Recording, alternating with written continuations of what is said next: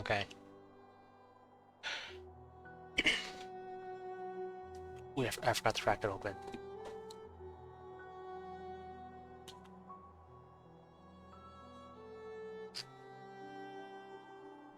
And then take a better drink, because the last water bottle I had was like warm. Anyway, so I booted up the save again, and it appears that it's just giving me a bunch of charms. So I'm got to like through them all now. I read them all and see, like tried to see what they did, but I didn't actually put them on yet. So that one says it just makes me stronger. I believe that. What does this do? Like, it says it makes me like overwhelmingly powerful, but makes me more delicate too. I'm assuming this means I get one shot. I'll probably test that out later. This thing, I'm pretty sure it does nothing on its own. Yeah. Minus 1 point. A charm should do something on its own. It should not require the use of another charm to do anything at all. So, and I'm curious about this one.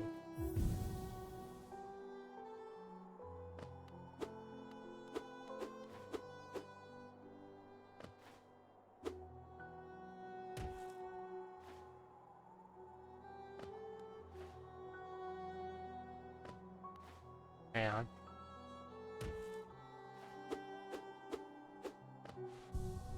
I like that one, but I can't afford it. Now let me.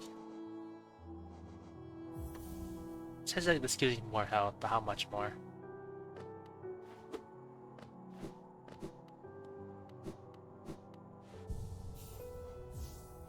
Okay. Well, that's something. Gee, when attacking the enemy.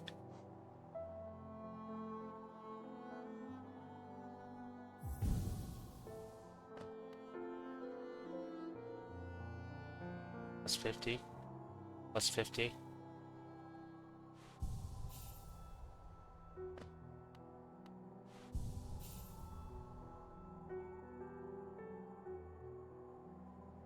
Yeah. Take that off. Is there like a hot spring I can use? Because if there is, then Va for nada. hot spring pin. There better be an accessible hot spring. Because the last one I saw was all like barricaded up.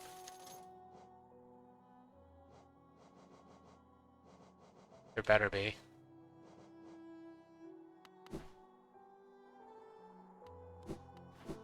What else can I put on? Nice.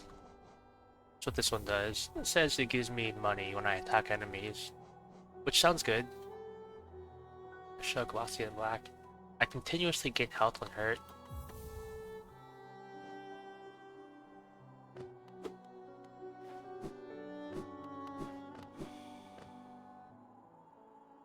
Wait.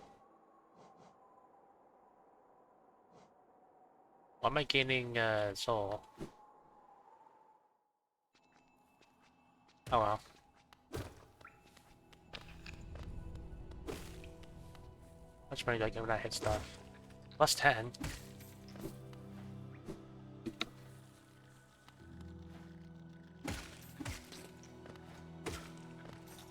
I haven't visited Grandfather yet. I don't know if I have. Or I think I did, because like I noticed there was like boards and stuff. I got it. Which I'm pretty sure like mod added, because I don't remember there being like supports here.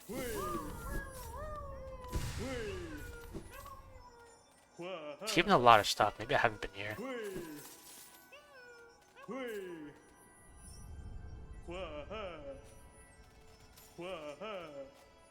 Where's the hot spring? There's one in Deep Nest. I could try and go there. There's Pleasure House. there's the Colosseum, which may or may not be open.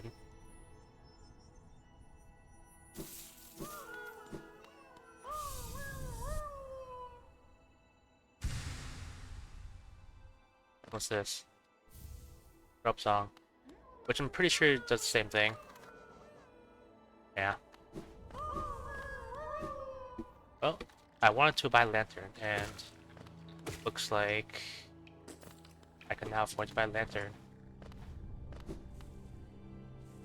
Okay, so the first time I played this, I kind of like roasted the game a bit, because like it had some questionable design decisions.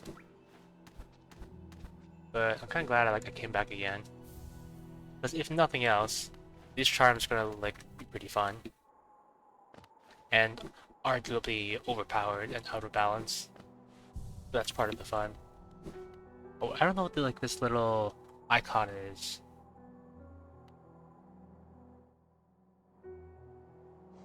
Like it's just okay.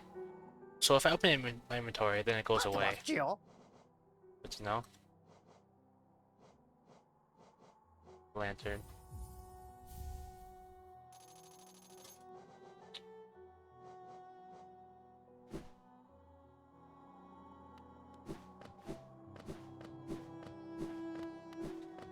You know what? Right. So there's no stag in Crystal Peak, so I'm gonna have to walk there. And since I got a lantern, it should be fairly simple.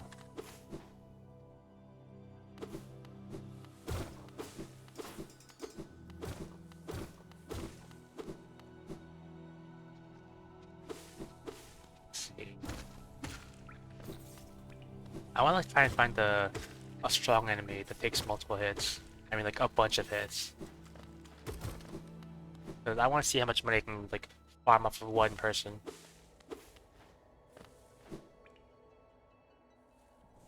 There's like a herald here.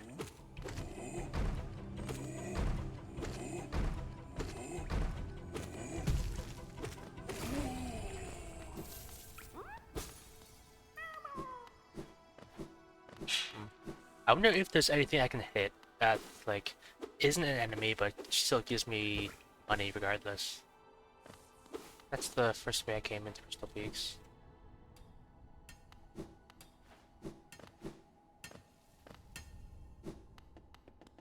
They could turn evil.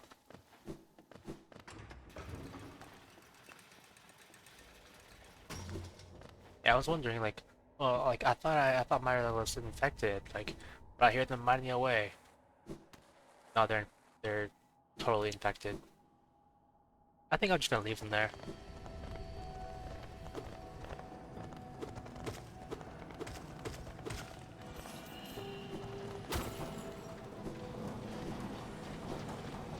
When I put on this this hit get money charm, I thought I'd drop the money on the ground, but it just goes straight into your inventory, then that's so much better.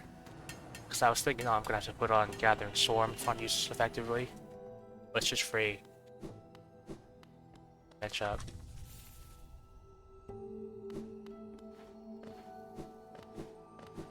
So.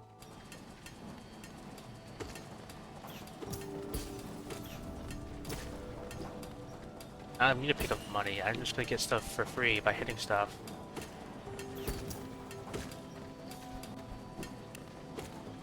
Wait, do I get... Oh, no, I have to like melee them. Does healing cost money? I mean like...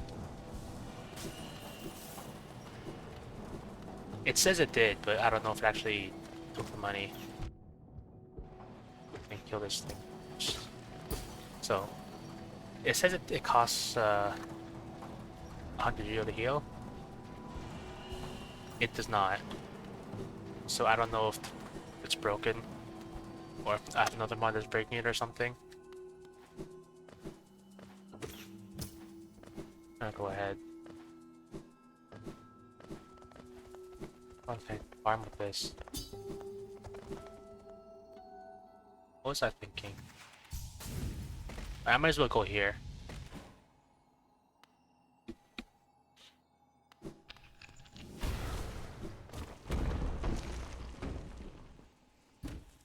Might be something here.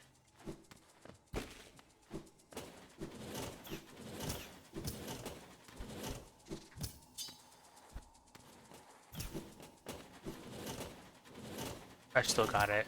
My speedrun skills.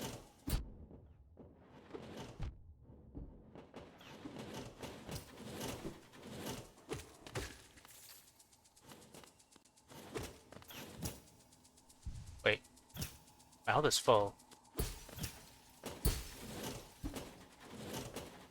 I guess I do have the trend that says, like, it heals me when I get hit, which, by the sounds of things, doesn't really make sense. Or at least it sounds overpowered.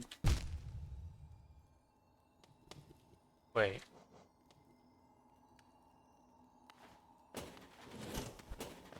I don't think these charms are working right, but I'll take it. I think what's happening is it's automatically healing me. Like when it just consumes passively and heals me.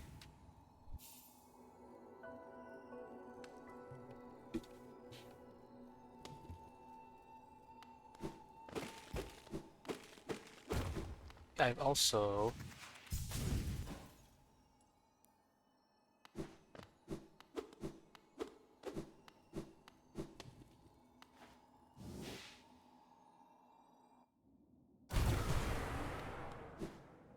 Oh yeah. I've also got this model charm, which supposedly, like, buffs me as I use Cyclone Dash. Cyclone Slash. Which, I've been to Mato and he didn't give me the Cyclone Slash, so I have no idea where I could get it from. Considering it's technically not an item, it's more of like a skill. So I might have a little lore complaint when I get there. If I even find it. I would criticize it for like giving me the charm when I don't even have the skill. Which normally, like you could do in base Hollow Knight. You can get... Actually no. I don't think you can get the Sharp Shadow without Shade Dash. Is there any charm you can get in the base game that can be useless when you pick it up? I don't know if there is actually. Actually, maybe there is. Like maybe you can get to Salubria and buy Shaman Stone when you don't have a spell. That might work. I mean, that might count. But what I understand, charms in this mod are kind of like achievements.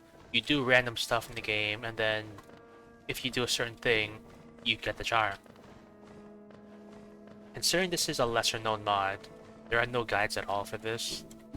Like, I tried looking for one earlier, like last time, and it was just like, I don't know, just do stuff and reload the game. And I reloaded the game today, and I got a bunch of charms.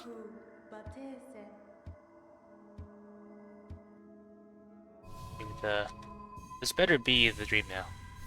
This better not be something else.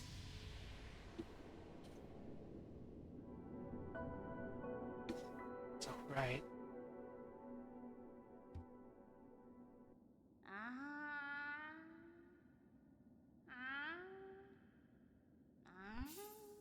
I'm leaving. I don't need their stuff right now. Okay, alright. They also said they supposedly like revamped resting grounds. And I can tell because it's certainly a lot more gray and dead looking now. Which I want to try something.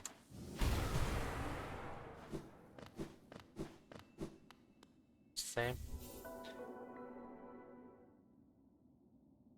Why is this here?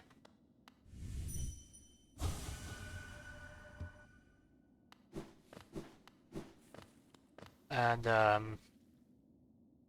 why did they need to add this here? Like, oh, did they get a call from OSHA or something saying that there's a pothole in the ground?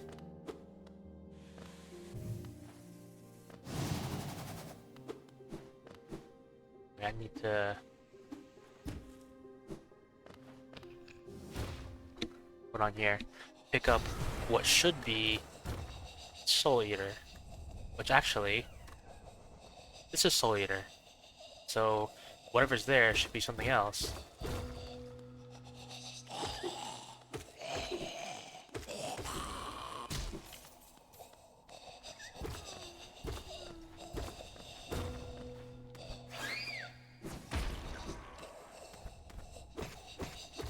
I don't even need this money. I can just hit stuff like twice. And that's all the money like regained.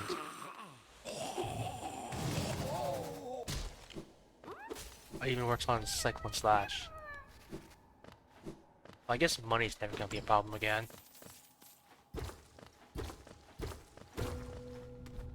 What about Grey Mourner?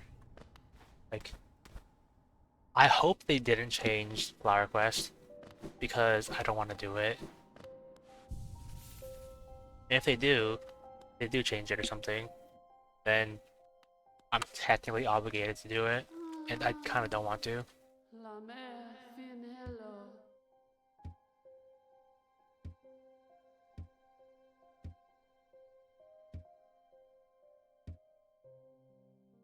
No, I'm actually gonna come back later. Maybe I should have just like picked it up and let it be destroyed. But I'm not that mean.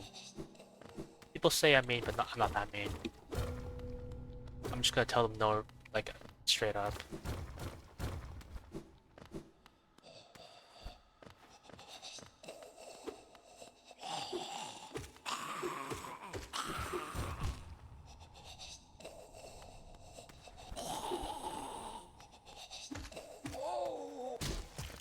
There should be like a little thing here.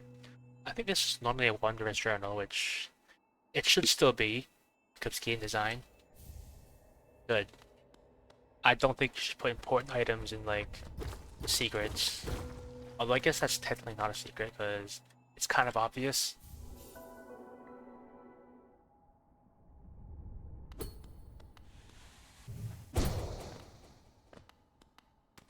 Yeah, like you see the guy pop out from there and then you think, oh, maybe I should go there too. And it's not that hard to try. So I guess it would be fair game if there was something important there. I think it's good that they didn't put something vital there.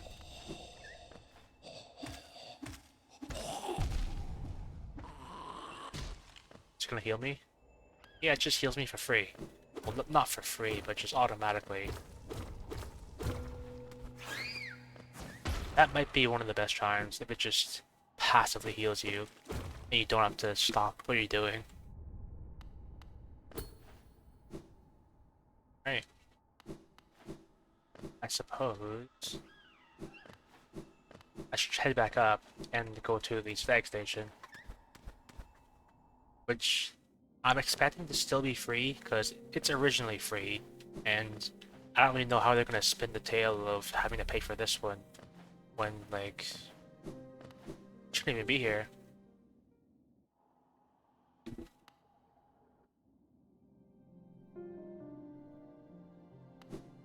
How much essence do I have again? 100 essence? Nah, I need 200 essence to open the door.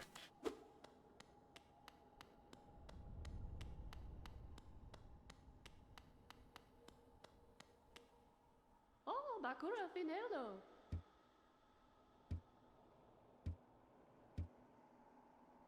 No, never. Baba. Alright, well, like, okay, fair. So to combat, like, them not wanting to give us the stag station for free, they just removed it. And I now have to walk.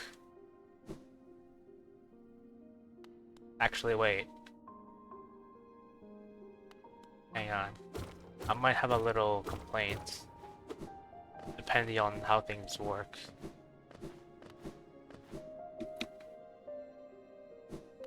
Is this open? It is not open.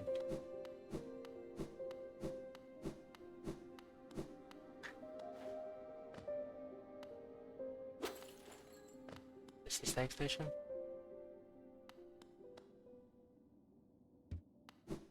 Oh. I might have a justified red flag complaint.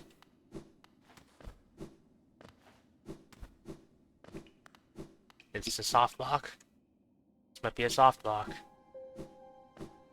And that's a major problem. That's like a red flag.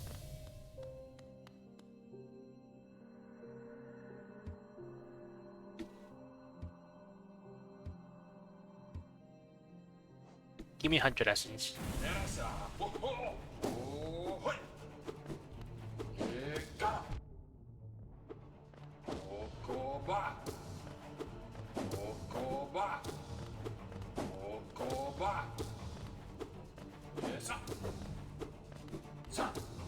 This is pretty good for making money, fighting bosses. Actually, does this work in God Home? Like, God Home might very well not exist in this mod, but if it does, just find a really tanky enemy and just... I think you could theoretically infinitely farm Geo on the False Knight, because you just knock him down and then never actually hit him. I wonder if they thought of that.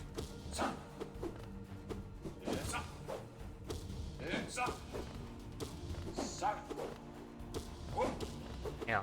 They give me more shield for like a great slash. No, it's still 10.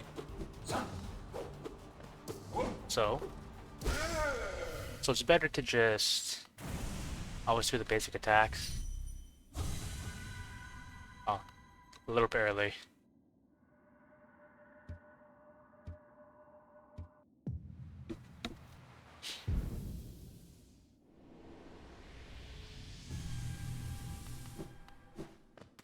Yeah, I gotta check. And go down there. So this side's dead.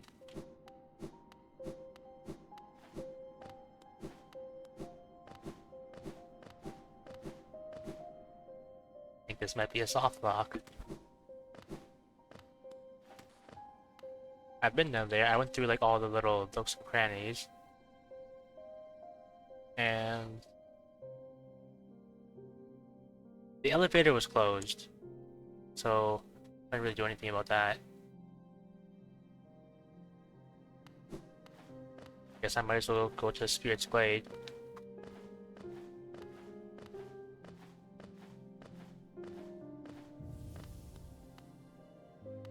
I might as well just like, I never do the dream trees, but what if it like gives me something?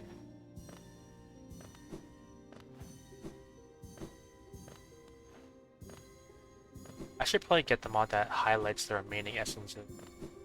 Because the reason I don't like to do these is because a lot of the time I just lose one and I can never find it. I can't be bothered to look around.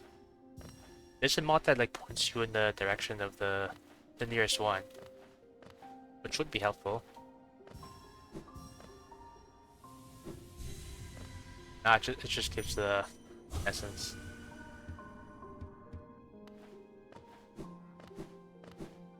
Okay, what does this person give? Probably nothing.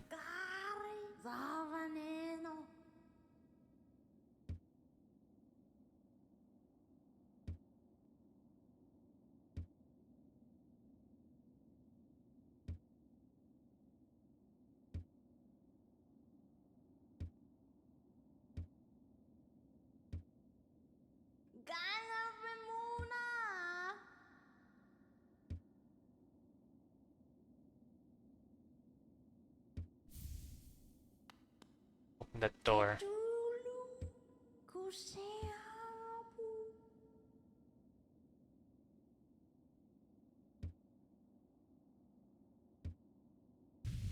Something about visiting and keep battling them over and over again for more essence.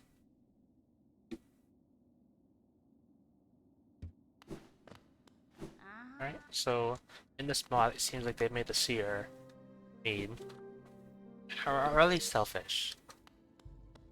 Wait.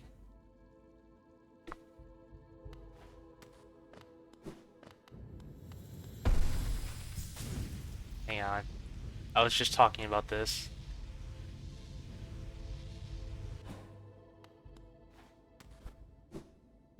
So I'm guessing...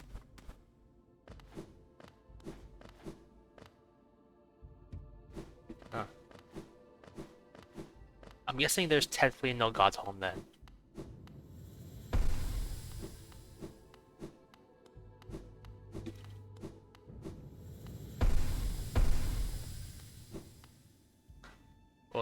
They said it would give essence. Was it actually?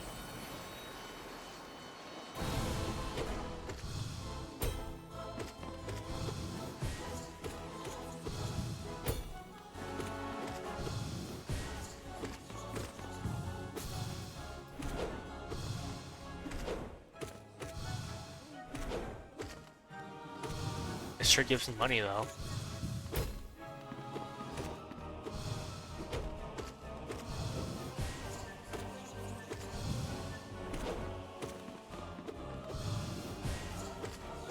I do enjoy some good God Home shenanigans. I feel like this guy's stronger than he should be. At least I'm not doing as much damage. I'm not really complaining because more hits means more money.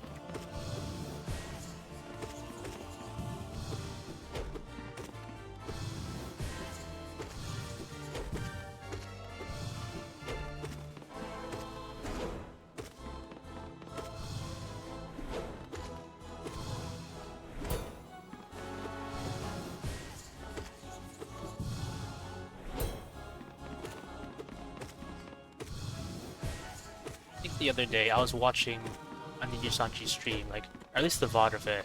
I think Tetragurin was playing Hollow Knight, and they were doing like their third episode of it or something. And I was like watching people play Hollow Knight for the first time. I think that's true in most things. Watching someone else play your favorite game for the first time, I just watched them. It just reminds me of how I used to play when I first started. And by that I mean I used to be bad at the game. Not to say they're bad at the game. I'm just... They're not as learned as me.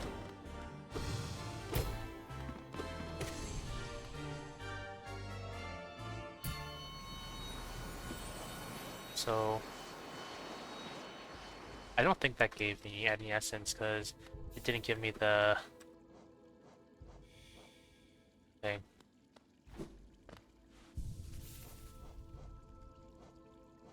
I wonder...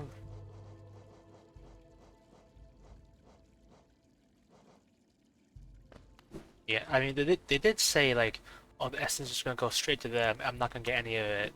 I guess they were right. I gotta test my theory about False Knight. Could you infinitely farm Geo like this? Oh no, they thought of it.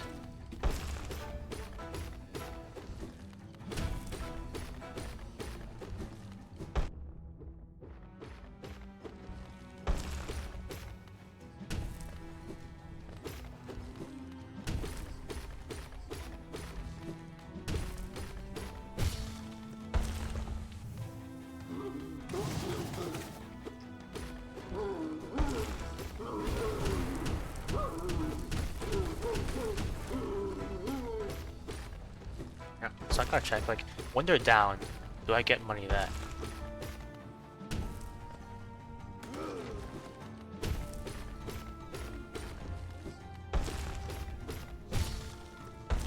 I get money for dream nailing them?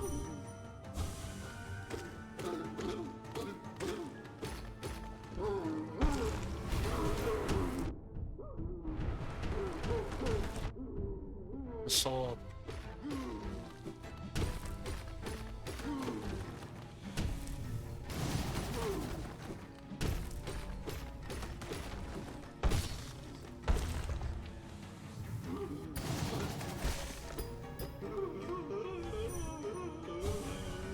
Okay. Well, I'll give the points because they either thought of that or maybe it worked out anyway. What I'm thinking happened was maybe it triggers when like you gain soul when you hit an enemy normally, and because you don't gain soul when you hit False Knight, you don't get money.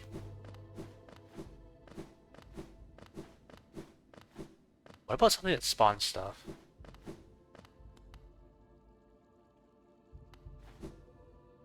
I'll have to come back to that later. But you know, sure it would be nice if there was, you know, a fast travel point right here. But instead it's just the bank.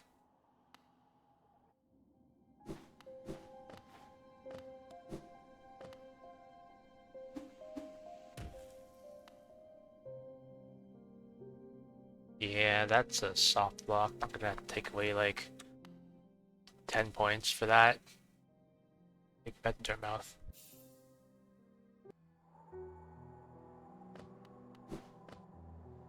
But at least I have a lot of money now.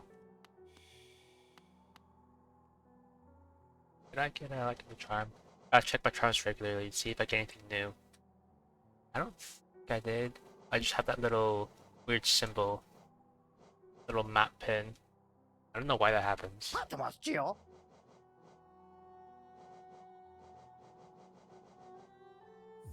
I'll give me the master shard.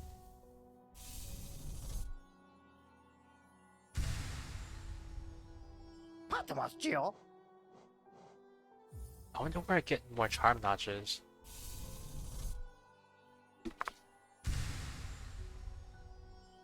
Wait, I can get Shio now, can't I? Have I been to Shio yet? I don't think I have.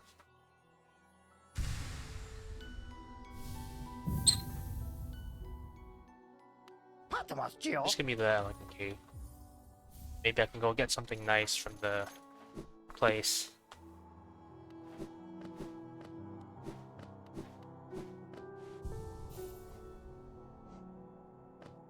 I need more charm notches, definitely. See? Yeah. Let me open the map. So, I guess what I'm supposed to do is go to, like, open the elevator from here. Ideally so you don't get soft locked. I guess I should head there.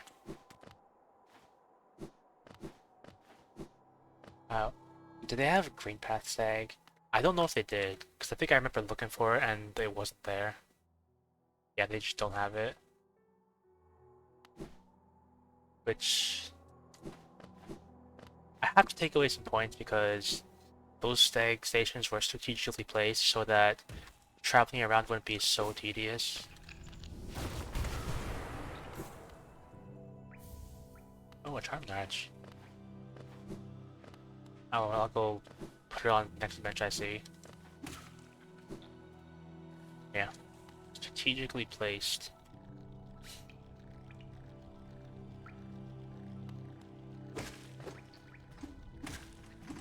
Actually, I could go get Moloch.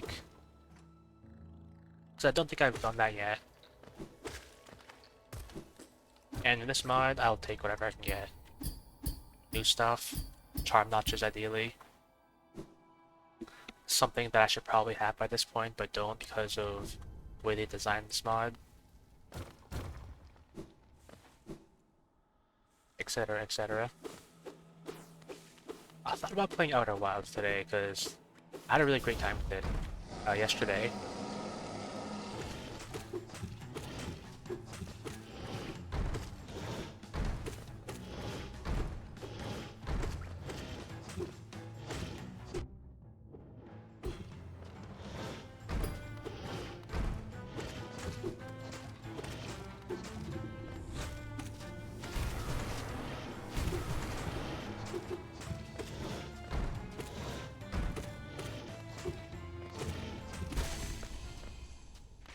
So normally you'd get a master shard from this, but who knows what I'll get now. I got a master shard from that. Who would have guessed? I feel like my throat's a little slightly sore today. Maybe it's because I went out shoveling like in the snowstorm yesterday, because I kind of had to. What happened was I finished streaming Outer Wilds, and I was about to go shower, but I looked outside and there was a snowstorm. And I thought, wow, I better go shovel all that, because there's no way Mom's gonna be able to get in the driveway otherwise. So I did, and I finished like right on time. As I was just clearing the last bit of the driveway, she pulled in. So great.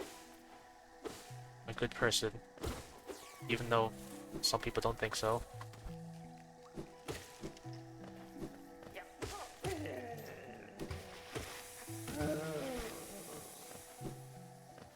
Let's see.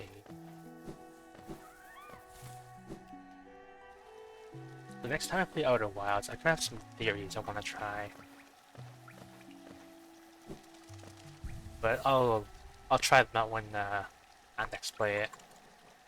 I don't even think for one.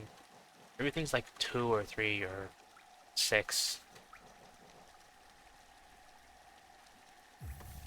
For whatever reason, like I just gain soul passively.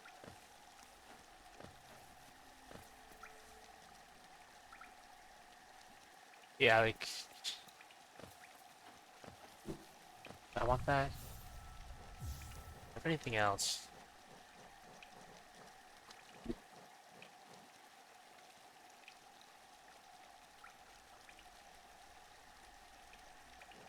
This is one, so I'll take that. It says it gives me Geo when I get hit. So I think what I'll do is I'll get hit and test how powerful it is. So Wicked Acid, Hazards. I get 30 Geo for getting hit.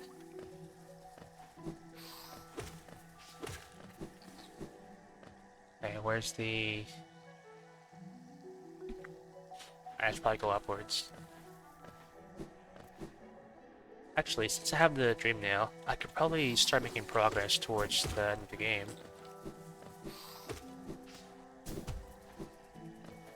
Actually, since I have Dash, maybe I can get the little thing that's hidden away in the corner. I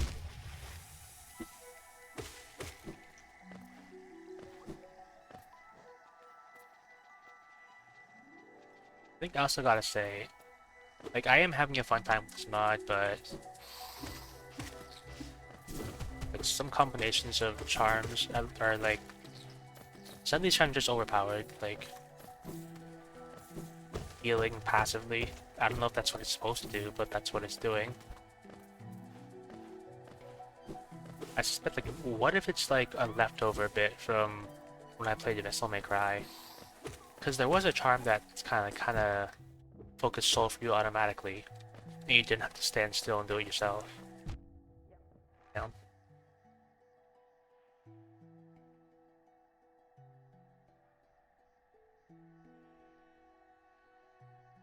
At the sneeze. I've been here. I don't know if I have.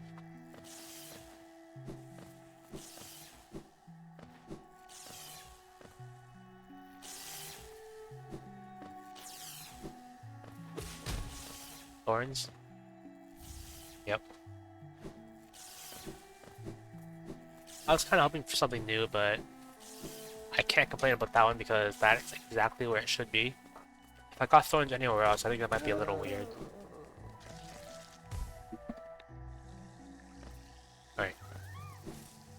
So this, I think, would be... Oh, there's a thing I should go get.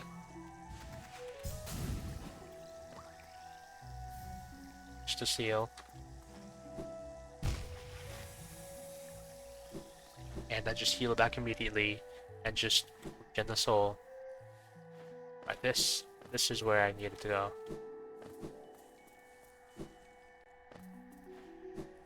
I think in an attempt to make this this mod more unique, they've like removed some of the stag stations or blocked off some areas. But I think that makes the game a bit worse, like unnecessarily. Like Lem's shop, where you sell relics to Lem, is now only accessible from one side. That also means Waterways is only accessible from one side. And that's just a bit of a headache. Because you go there from where most people go there.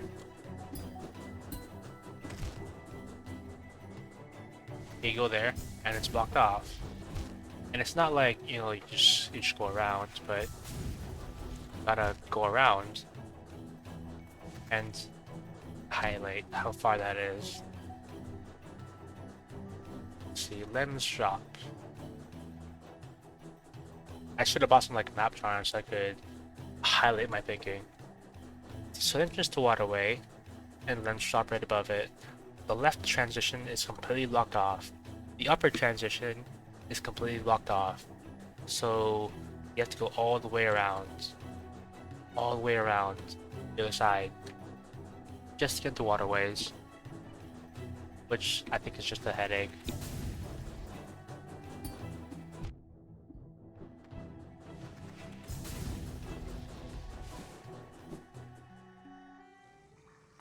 Wait.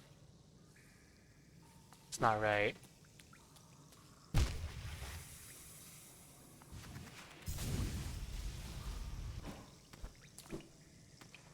And, it probably shouldn't be.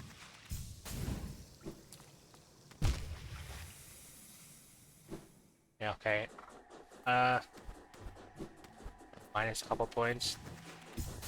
There was no indication that I would need Ismus tier for that. And that just went through like a whole platforming section. And then it was somewhere else entirely. But wait, if that's where Un is, then what's actually where Un was? Okay, well, I gotta test that now. Once I get Ismus tier. I have a key. I don't have a key. Oh, this is not a simple key.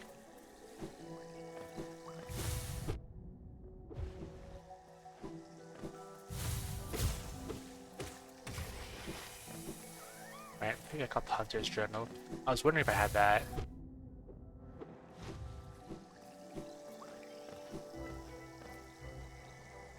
Am I getting any new charms? Like, oh, hello. I'll wait for the raid to come in. Yeah, I'm waiting for the notification. I'm waiting for it.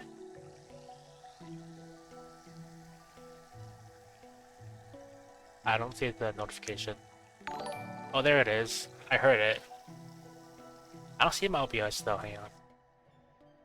Alright, my previous pause to save resources. Anyway, Hollow Knight's going good. So I loaded in and they gave me a bunch of charms. And I have to say, like, when I told you I was gonna play these new Hollow Knight mods that claim to change the whole game and it's like lesser DLC or something. Well, that's just marketing. In actuality, they've pretty much done almost nothing.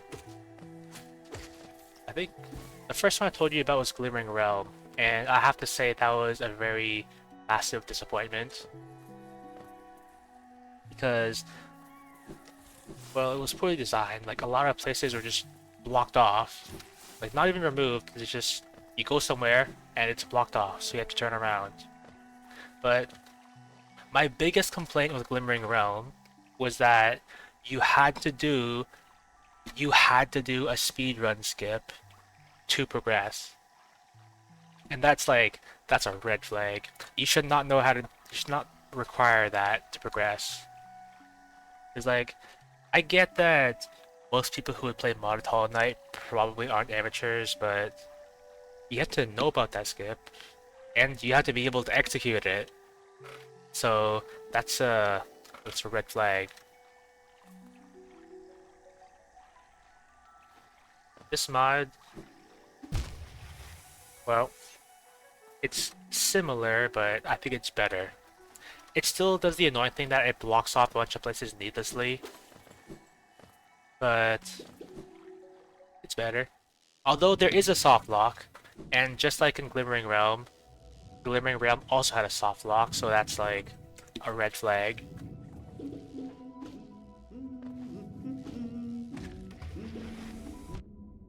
Also, I think some of these charms are just broken. Broken in like the good way. In that I'm basically invincible now. Because like, I just automatically heal whatever. Like, I took a look at this charm, and it's like, you continuously gain health when hurt. And I read that and I thought to myself, doesn't that mean I'm invincible? So I put it on, and apparently, I'm just, like, invincible. Like, I'm just healing for free. So, I'm not complaining, but that's probably an issue.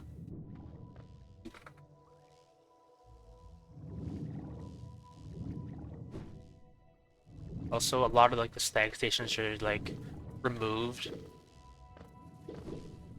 Like, if I find a nearby stag station, then like I'm gonna go back to their mouth and buy a map pin so I can show you what I'm thinking. Also, the bank got moved somewhere else, so this should not be the bank.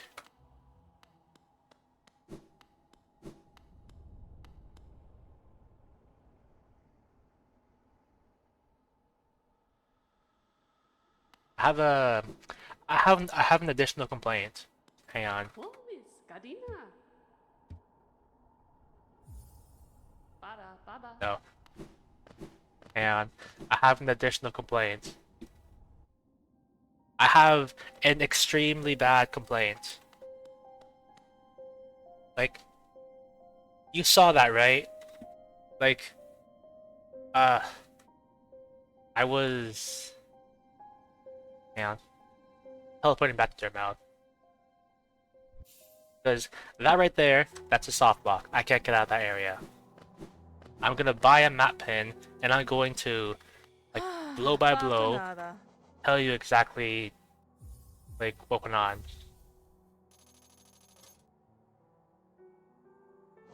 Okay. So, you saw that, right? I was right here, right? And, like, there was a sign saying the bank was this way. So then, like, I went that way, and I went to the bank. And the reason why I was confused by what happened was because you saw when I exited the bank, I came out right here. So I have no idea what that was about. That's red flag issue. Red flag. And that's even worse because this is a soft lock. Because I wanna... There's no bench there because, you know, soft lock. Normally, there'll be a stag station right there. And, like, there'd be a bench there. But in this case, they removed it. So, there's no bench here. Like, at all. The only bench is, like, the gray mortar bench, which is right there. And so, being here, it's a soft lock. You know why? Because, like, I went into resting grounds from here. Like, right in front of Crystallized Mound. And I dropped down into resting grounds. And I went here, and I got the dream nail. And you know, getting the dream nail puts you right here. It just teleports you. And in the base game, what you're supposed to do is you're supposed to get out of here via the stag. And we know that it's intended because the stag in resting grounds is free. You don't have to pay for it. But they removed that. And this is a soft lock. It's like this little like passage right here. That's blocked. In order to unblock this passage, you have to come in from underground and hit a lever to open it. And since I came out on top, it's blocked. So that's closed. And to the left, that's the tram. I don't have tram pass, so that's blocked. And you go down here, and like you go down to the left right here, and there's an elevator there. Except, you have to unlock this elevator from here. If you don't, then the elevator sits right here, closed, and you can't go by it. So that's blocked. So, Resting Grounds is a soft lock. Thanks for coming to my TED Talk. Thanks for hearing me roast this mod on game design.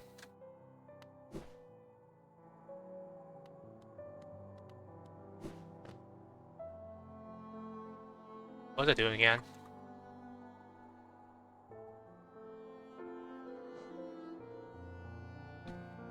I love how I bought a marker just so I could like highlight exactly where stuff is. So you know what? I'm buying the markers. Normally I wouldn't have to, but since they shuffled around all the maps and stuff and removed some others, I kinda need like the markers because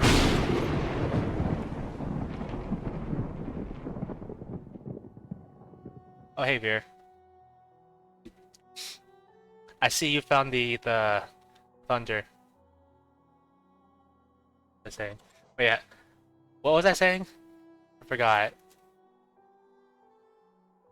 And let me hydrate.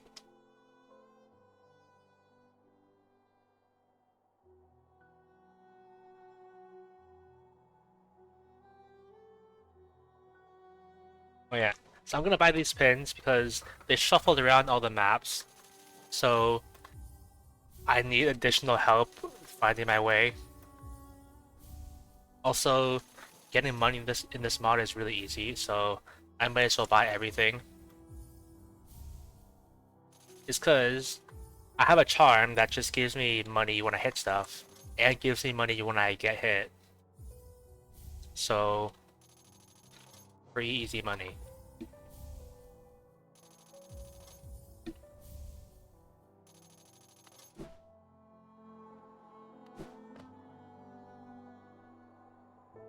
So I'm thinking a stag, and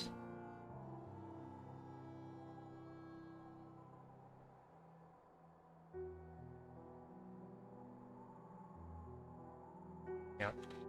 So I was last here until I was rudely warped away to the other side of the map and soft locked there. So I guess the nearest bench will be there. Assuming like that lines up. Green path, stone sanctuary.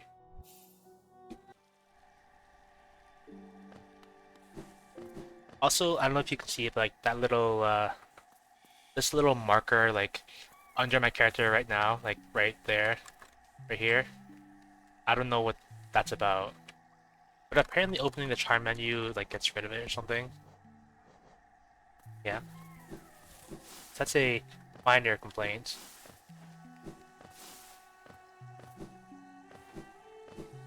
Yeah. I think I talk a lot about like a red flag and stuff, because my sister used to work in like quality assurance and she was given like a rating about how like severely to mark issues. I think that rating was like minor, moderate, major, and red flag. And she was told not to use the red flag like marker like recklessly, because red flag meant like stop everything, we need to fix this right now. So it may or may not be an exaggeration when I say red flag, but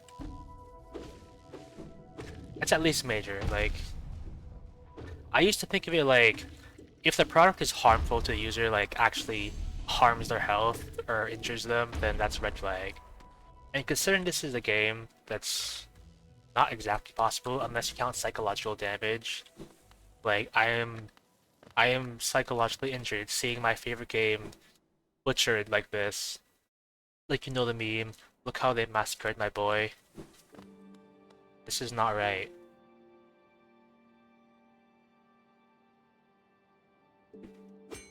Hang on.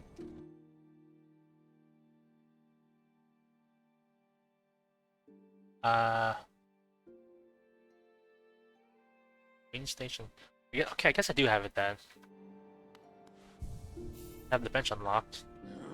I don't remember coming here though. Wow. So I just recently got Dream Nail. And I thought, oh, I can go get Dreamers now. But I need to see what this is. Because the stag is up there. So what's down here? That's the stag again. And then it puts me back up. Okay. That's that's another little complaint. It's not horrible, but you shouldn't make a game like that.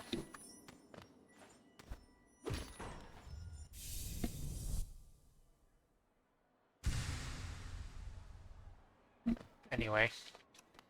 I think there was also a time when I worked in quality assurance, and they didn't give me a scale like that, so I just used what my sister had, like minor, moderate, major, and red flag.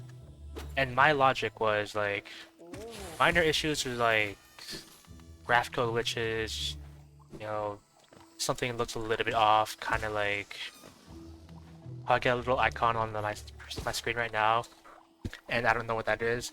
It's a minor issue. It works properly. It's just a little weird.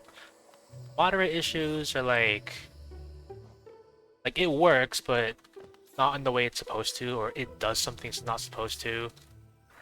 So like, maybe if the charms I have right now aren't working right because they shouldn't make me immortal. So that could be like a moderate issue. That might actually be a major issue. But I don't know. A major issue is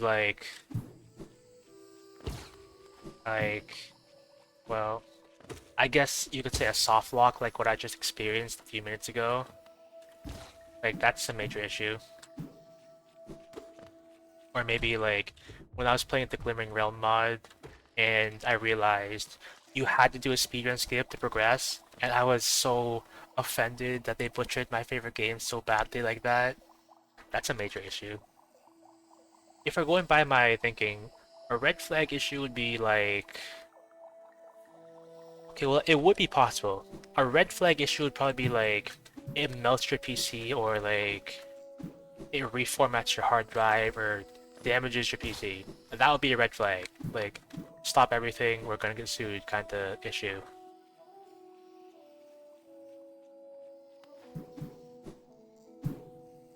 Which, I guess some games are like that.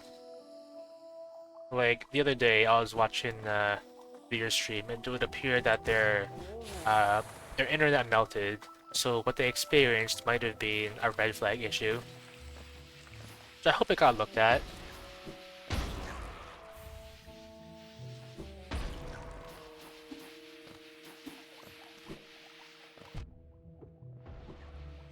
You know, thinking like, since Veer hit that Thunder Redeem, it reminded me of something. I got the idea to stream solo Lethal Company, like, for fun, because I thought, what if I'm a masochist? I don't know that for sure, but what if I was? So I got the idea to stream solo Lethal Company for fun, and what I did was, I added sound redeems for like the sound effects of Lethal Company, like a turret, coil head, a landmine. I think those are three I added.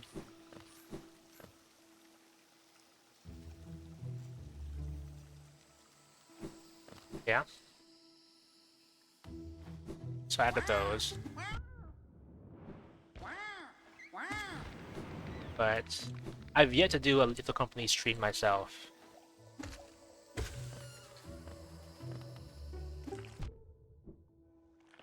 I think what's gonna happen is I'm gonna get so sloppy playing this mod because I'm effectively immortal. So it doesn't really matter if I get hit.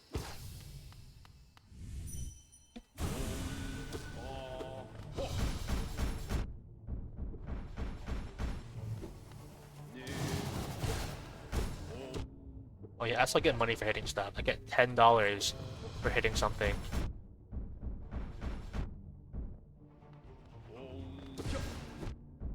I kind of want to try the Pantheons like this, but I think this mod removes like God Home, because the Hall of Gods is still a thing.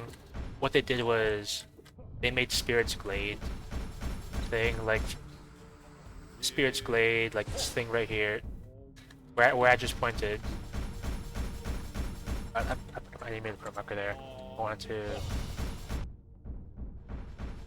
Spirit's Glade, this thing right here. They turned that into the Hall of Gods. So I thought, oh, like, that's kind of weird, but I guess Gotham's not really a thing. Also, have I discovered a safe spot in the other Who fight? Apart from like that thing. If you stand here, do you just not get hit? Wow. Speedrun discoveries. Like, I tell Loon this all the time, like ever since I discovered the Barrow's taxonomy thing and found that I was like the explorer type of game player. And I agree, because it's such a nice feeling to actually discover something new in like a game community, especially when like Hollow Knight. So I used to play an MMO back in the day, one that I played for literally like actually 11 years. And yeah, I made it pretty far in that MMO. I was well known in the community. I guess technically worldwide, because they merged all the servers into like one. And at that point, like I became well known across like the one major server.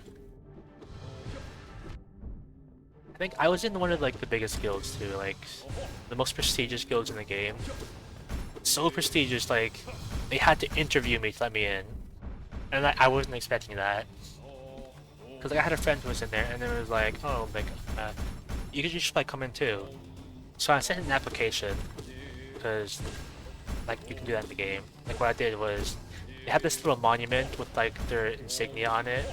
So I went to it and I'm like, hey, send the application to join. And what they did was, they added me in the game, like the guild leader. They invited me to a Discord server, and they interviewed me. They interviewed my ass to let me into the guild. And I didn't think much of it at the time, but looking back now, that was pretty serious business. Like, I told them that I revolutionized Meteor Strike training. Because in that game, let me read through this dialogue, because I can't think two things at the same time. Because in that game, I don't know how RuneScape works, but I think it's like RuneScape in that you have to use your skills to like level them up. And Meteor Strike was a really difficult skill to train because it had such a long cooldown. Like one of the requirements was like hit a dragon with Meteor Strike, and if you understand the game, that's pretty significant already, because well, dragons are raid bosses. They don't just spawn wherever. And when one does spawn, I guarantee you there's like 50 people around it, and it dies in like 10 seconds. So you'd be lucky if you can hit it once. But the thing is, the requirement was like, hit a dragon with Meteor Strike 200 times. So, yeah. Also, that was a problem because it had such a long cooldown. So sure, like if you hit it once, great job, you hit it 1 out of 200 times, and then it has like a 1 hour cooldown. That dragon is not going to be there in 1 hour, I guarantee it.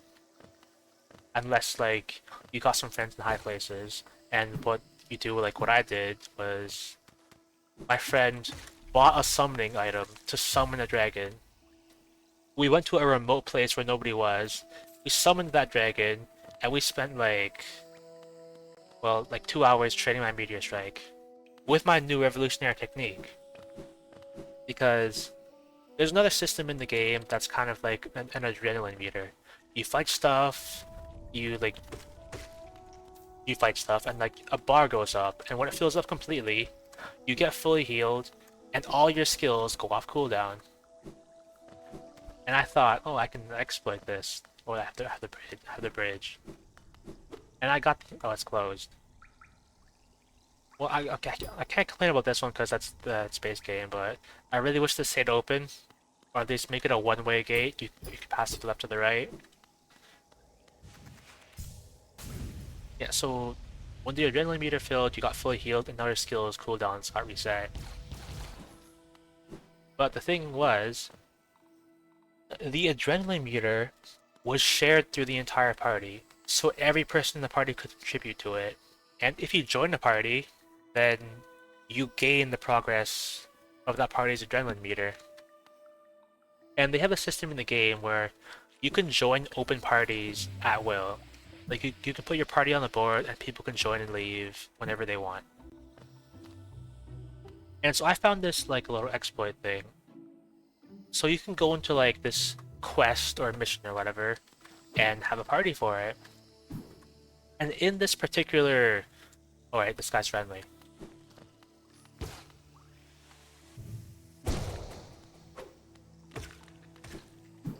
But I'm not.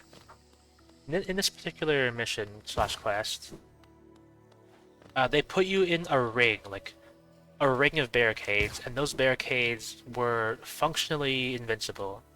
But they counted as enemies, so hitting them would charge the adrenaline meter.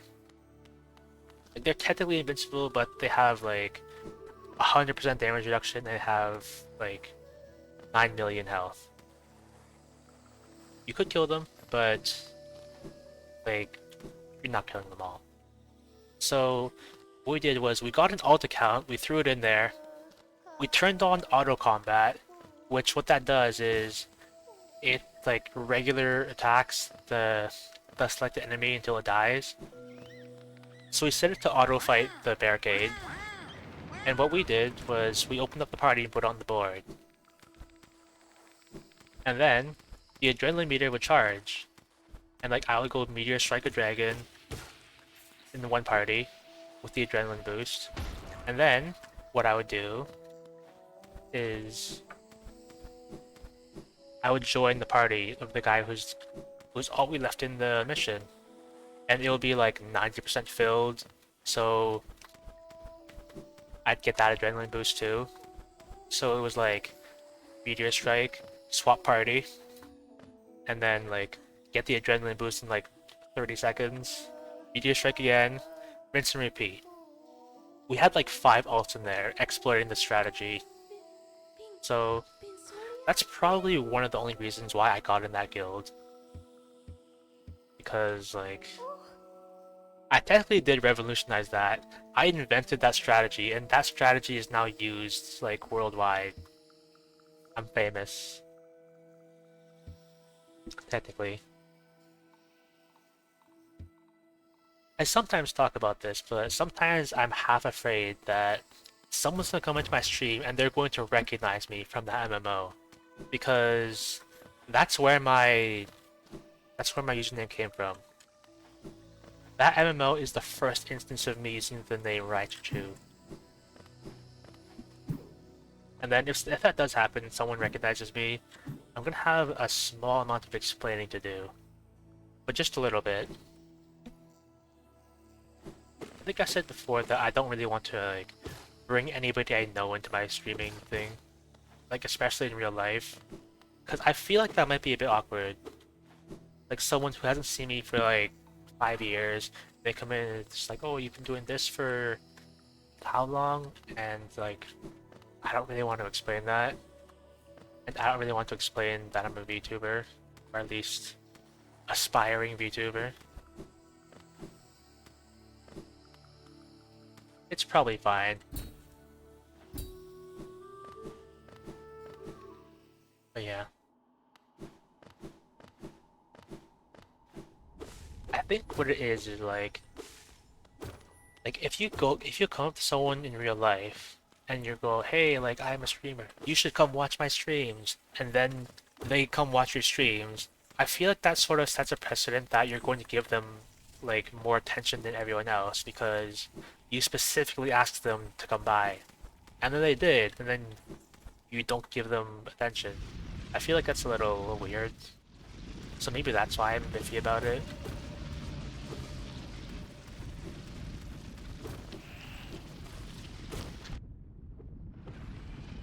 I think also because I don't like a lot of people in real life because I'm edgy. And I think just about everyone who I would want in my stream, who I would want in my online life, is already here. Like, already exists in my online life. Anyone else, I feel like it'll be awkward. I think it's not even as awkward as it could be, and I'm really grateful for that. One of the things I appreciate from like the way my family is that they're really, really generous on what's safe for work. So I could be watching like the most edgy thing like publicly and they wouldn't mind. An example I like to give of this is that like pasties are safe for work because you know, no nips. And I think that's pretty funny to say. Because like, would I do that? Like, would I pull up something like that at work? Probably not. But like, if I was like in public and doing that anyway, and someone questioned me about it, I'd be like, "Hey, this is safe for work. I don't know what you're talking about. Nothing's showing." Which meta where like all you're wearing is a black bar. That's safe for work. It's nothing's showing. What is this? What's implied nudity? I've never heard that before.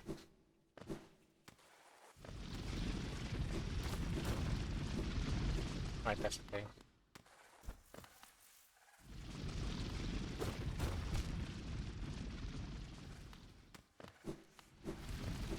I'm lost. I guess I should be lost because Deep Nest is supposed to be a labyrinth. It's supposed to be like something you get lost in. I think Deep Nest is actually one of the least liked maps in the game by the community because it's so twisty and turny and it is literally a maze. But also spiders. A lot of people don't like the spiders either. It's just blocked. It's not blocked. Hang on. Aha. Little bit of exploit here. I'm gonna. Okay, so this charm consumes my HP, but it gives me money in return. So if I stand in like the spa, I could just AFK here and make infinite money. And that's the story of how I made infinite money. You can look at the map and then. Oh no, I can't really. Inventory? Well, if I had a hardcover copy of the map in real life, then I would pull it up and I'd be planning my next move. But I don't have that because I don't have a printer that works. Actually, no, I have a printer that works. The problem is I don't have ink because like a cartridge of ink is like $60, and my family decided we're not gonna pay $60 for a cartridge of ink.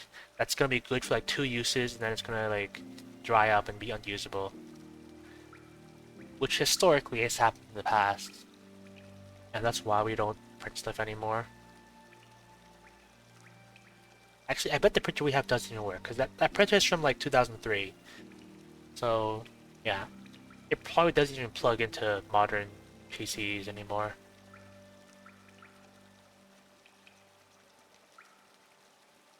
Well, the paper's there, though.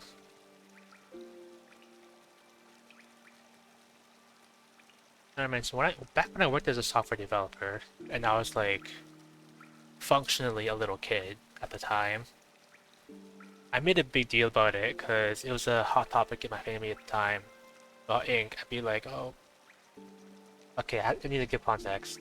When I worked as a software developer, I used the company printer like liberally. I just printed whatever stuff I wanted. I printed memes on the company printer, and I didn't get fired. So it's probably because I was a co-op student, and they probably didn't want to like fire a co-op student for misuse of the company printer. I don't even know if they could do that, but they probably could. So yeah, I printed memes on the company printer. And someone asked me like, hey, you can print that stuff at home, you know? And I told him, like, no, printer ink is expensive. Here it's free. And then like I gave this whole spiel about how printer ink is more valuable than gold. Jokingly, of course. I didn't actually think that, but I talked to him like it was. And then when I got back to my desk, like, he sent me a DM on the company group chat, like, a link to this article about a link to this article that said printer ink is more valuable than gold these days, and at that point I realized like, oh, the guy actually believed me. That he probably thinks I'm like crazy now. Well, oh well, I'm just gonna be that guy. It's even funnier because I'll check the notification later.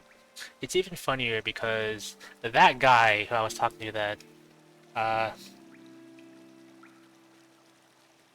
so something I sometimes tell people is that I might have met one of the best Hollow Knight players in the world. And turns out, actually, how do I tell this story? So, so after I finished working for that company, my co-op trip expired. And like years later, I was watching some Hollow Knight, and I was watching this guy doing speedruns and stuff. And I heard his voice, and I thought, huh, that voice sounds like really familiar. It sounds like someone I know. And he had a face cam like in another video, and I thought like, huh, that guy looks really familiar. Is that who I think it is? And like he talked about his past, like something. He used to work in like IT, and like, huh, is this literally him? Like, did I literally work alongside one of the best Hollow Knight players in the world and not even realize it? Like, Loons made the joke that he bled it into me. He bled my skill into me, which I think is really funny. I don't know if it's actually true. Like, even now, I don't know if it was actually him. Which, it might not be, even though, like, all the evidence suggests yes. But this is the wrong charm. But, I think it's really funny to think about. That guy thinks I'm crazy for printer ink. Also, I just got like $5,000 by chilling in a hot tub, which sounds exactly like what rich people do. You know what? I'll come this way later. I don't think they shuffled up that space. And if they didn't, which I don't think they did, then that's just gonna be a dead end with nothing in it. I could go up and get the like little soul vessel, but I'll come after that later once I've actually got stuff.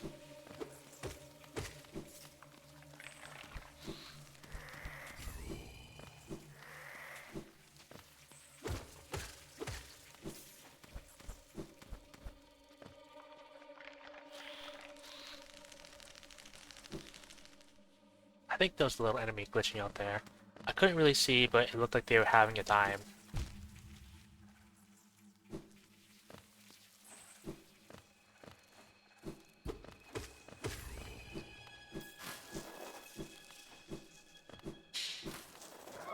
I sometimes wish there was like a wiki for this mod, but considering it's a lesser known mod that is so lesser known that I have never heard of it at all outside of like coming across its name in the mod browser.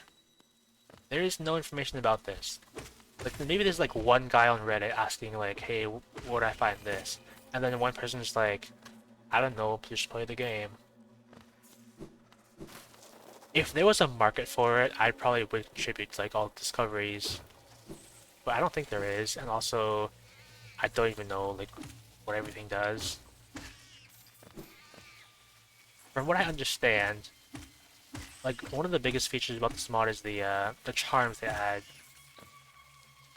And so you would wonder, okay, where do I get these brand new and improved charms?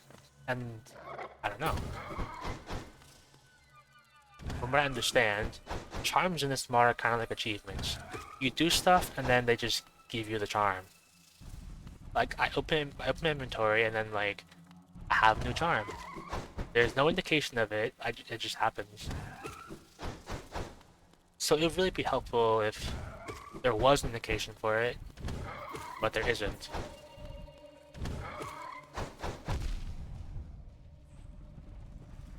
I'm still invincible. I heal every 2 seconds.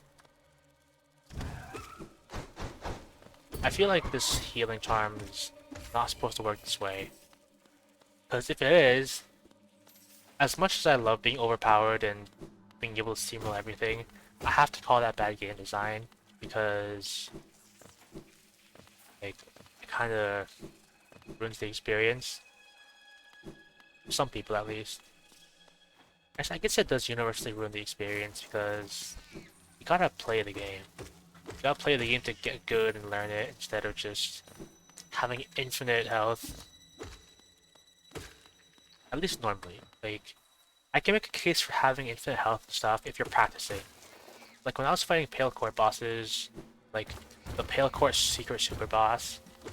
Like I went in there and I gave myself infinite health and 1 damage because I wanted to learn their moveset and stuff. And for the most part, it worked pretty well.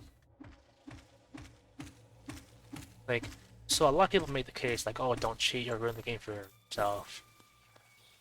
But I think the reality of it is just if you cheat, like you better know what you're doing.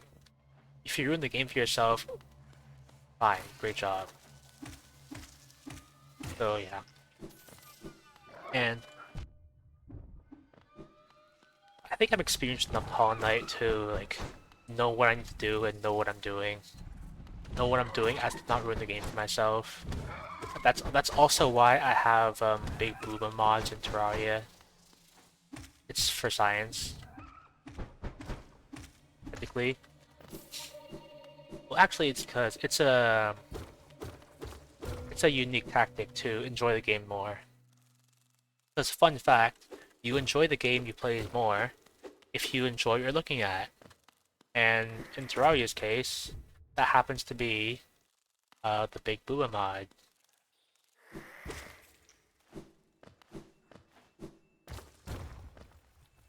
I have 2,000 hours in Terraria, like you can't blame me. Yeah, I'll keep the game fresh somehow.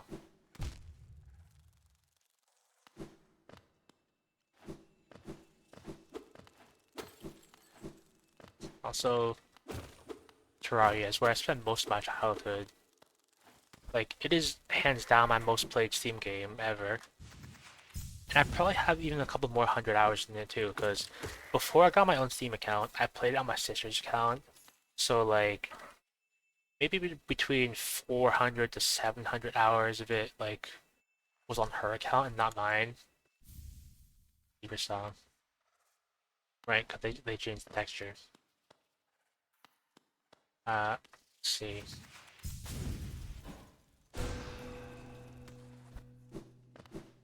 Yeah, secret there if you didn't know. Fun fact.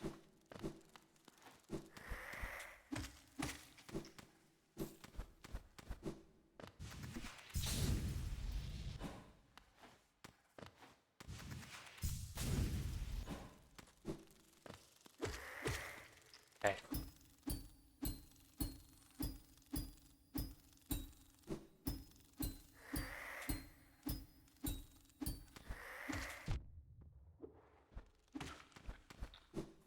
And here we have money. And that's about it.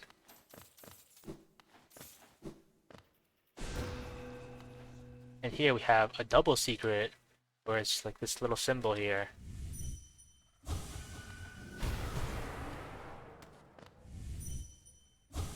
Yep.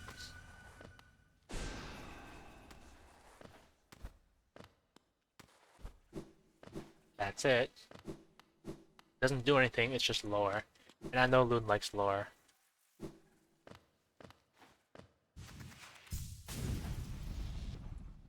I still wonder who that guy is. Like, he's probably like the last Weaver or something. Or at least one of them, because Hornet exists. But I think it'd be cool if you got some explanation on who that guy was. There probably is, like, Mossbag probably covered it, but I don't watch Mossbag videos, so never know.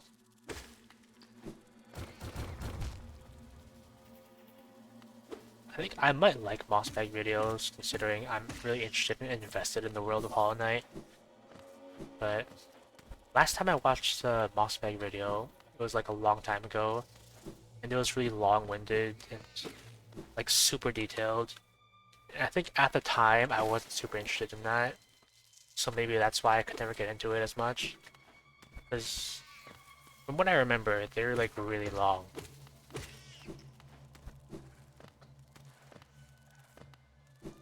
Actually, I think the last time I watched the Mossbag video was back when Matt Pat of Game Theory did a react on it and reflection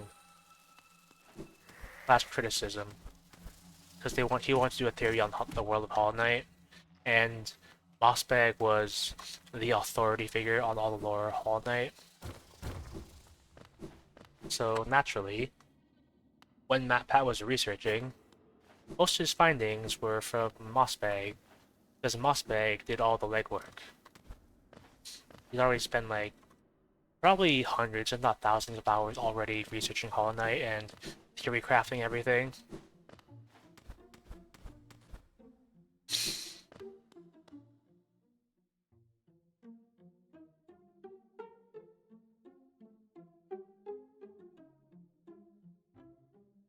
If I had wings, I would just skip this whole section, but I don't have wings, so I'm gonna have to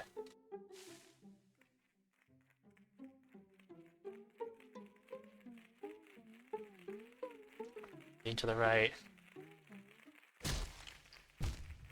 That little leaning animation kind of reminds me of when I used to play Final Fantasy IX as a kid. Or at least when I watched my sisters play Final Fantasy IX as a kid. Because there's this one section in the game where you get imprisoned and they hang you in like a chandelier cage hanging far above somewhere. And what you have to do is you have to lean left and right in the cage to shake it. And I remember that being a really funny time, because the way my sisters played that section was like they did it really optimally. You could play it really safe and like lean when it was super safe, and it was obvious what direction to lean. But they leaned at every possible moment, like even though it was really close. Like it was at the apex of its arc, and they would try and lean like in that direction more to squeeze a little bit more out of it. And sometimes they were right, and they squeezed like a little bit more emotion out of it like that. But a lot of the time they were wrong, and they would lose a bit of momentum. And as a kid, watching that was really funny to me. And then like many years later, when I learned how to actually read to play the game, I got to that section myself, and I figured like, oh, you can just take your time with this. It didn't have to be as big of a struggle as they made it back then. And knowing that now, like many years later, I think that kind of makes it even funnier.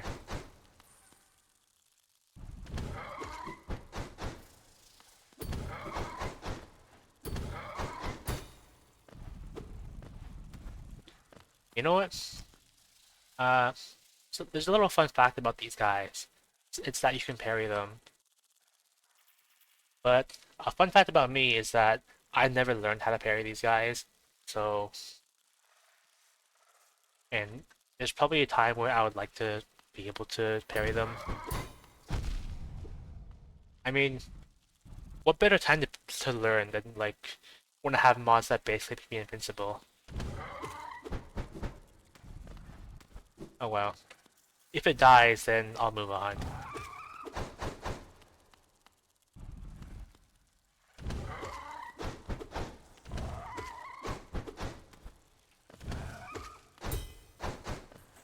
There's one. Let it back up a bit.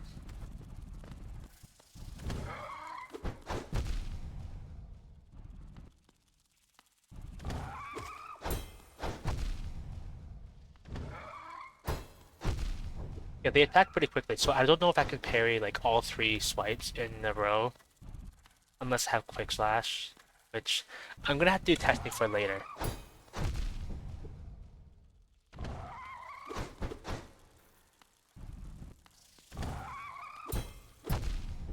Okay, kinda. I kinda got that second one, but it was a little bit late. So if it is possible, it's gonna be really close. But who else to learn this really obscure technique than me?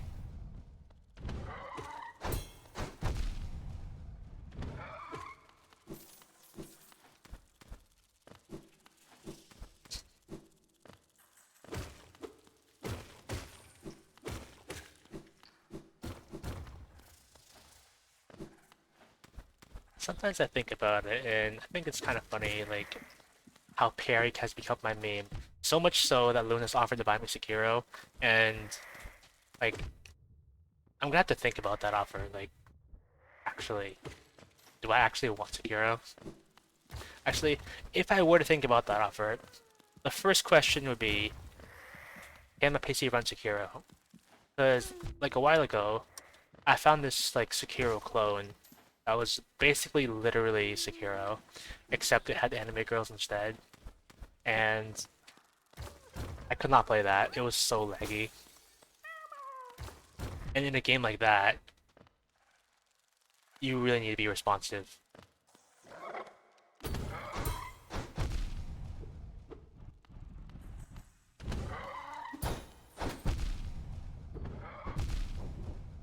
Yeah, I don't think you can triple parry these guys. I still want to try though.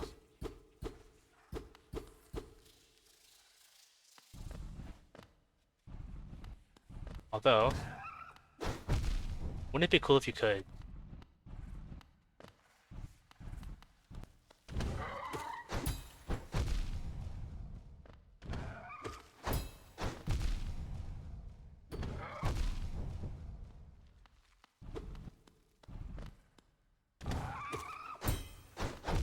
I mean, I can single parry them like pretty reliably.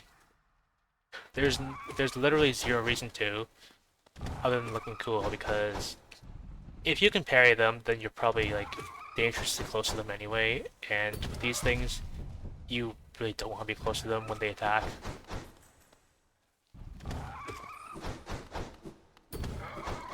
Probably even more so because, like, my favorite thing to parry is Pure Vessel, and what he does is this little triple slash thing that, like, I would be famous for triple parrying. He does move forward slightly, but these things move forward a lot faster. And even if I do triple parry them, I think they might just, like, walk into me, so that might not work anyway.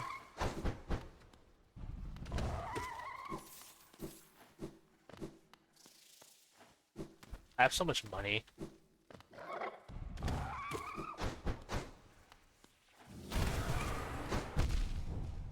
I found like another little like probably bug about this some of these charms. I think one of them just makes me constantly regenerate soul for free at a pretty fast rate too. So I'm pretty much this is pretty much just God mode. Skipping the Hornet dialogue.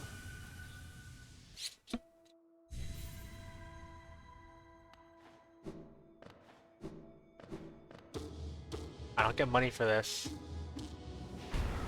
I can't even spell them.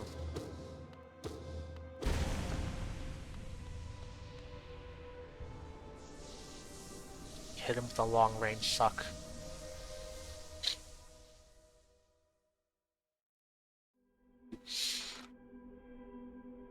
You know what I'm thinking though?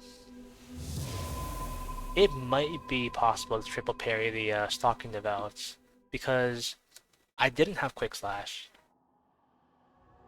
And I could get a double parry in. Like I heard like the double thing. But the second one was like I got hit. So it was probably a little bit late. So with a bit more speed, it might actually be possible. I compared it to Pure Vessel, but have I ever fought Pure Vessel without Quick Slash? I don't think so. So maybe it's essential anyway. Also, now I gotta find a way out of Beach Den. There was one time when I looked at a map trying to get out because I actually got completely, totally lost in here. I thought the exit was on the right somewhere, but it turns out the exit to this place is on the left. So I just have to remember that one little bit of information and I won't get as lost as before. I just want to get past this guy.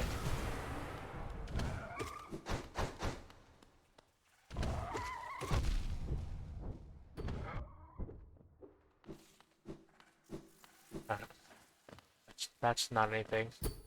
Although,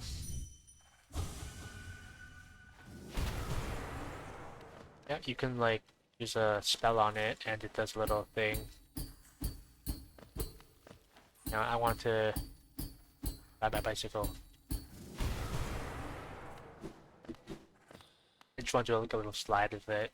Because I saw it's slippery. Here's the exit.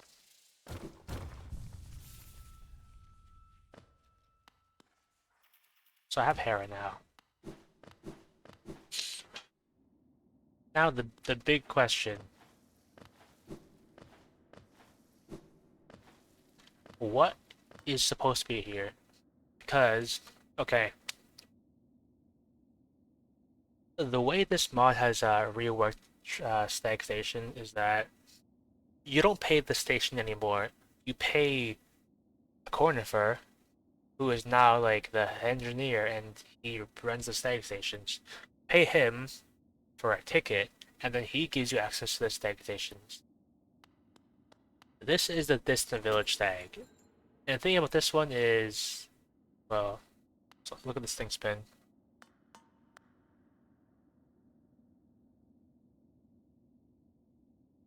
And stream marker on that one. Is it slowing down? I think I'm just gonna stand here and watch that thing. Yeah, so Cornford doesn't sell maps, he sells tickets to the stag station and he gives you access to them. But this is the Distant Village Stag, and the thing about this one is that this is a desolate land. There's nothing here, nobody wants to be here. Like, and Cornford's not here.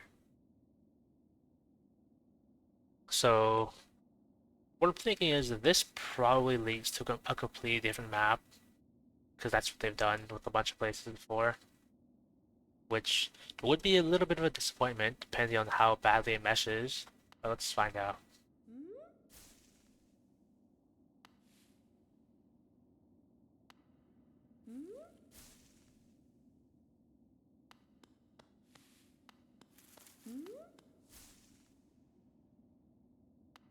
I have questions.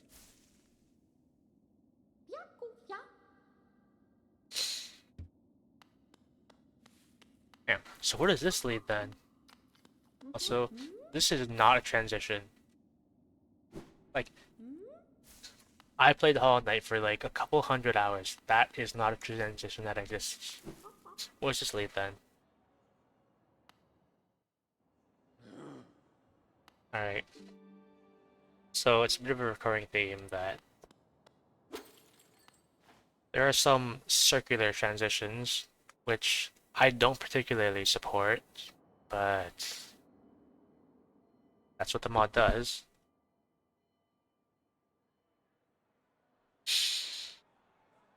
Okay. So for Teacher's Archives, if you watch Hollow Knight speedruns, you don't normally see this, because they just do a little skip and skip this whole major section of the game, because that's what speedruns do.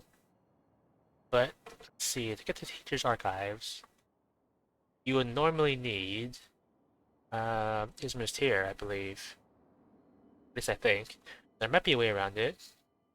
But no, you either need Isma's Tear, or you need Shade Dash.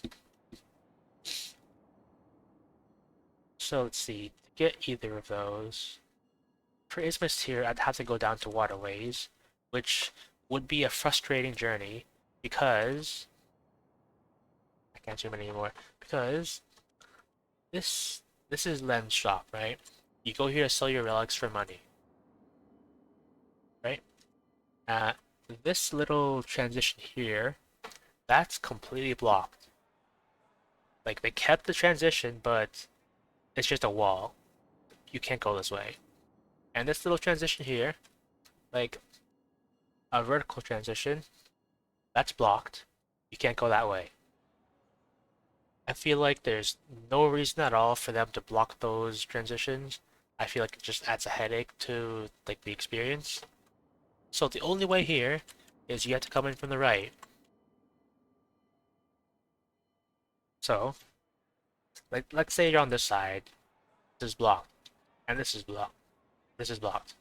So you go up around, above, can't go there either. And then you know where you have to go? You have to go up over here, all the way up. That's a big map, by the way. It's gonna take you like 2 minutes to get up there. And if you walk across here, you go down, but this is also a pretty big map. Down to the left, down a bit more, to the left again, past the big statue, and then you get to Len's shop. And that's the only way to waterways, which is a headache.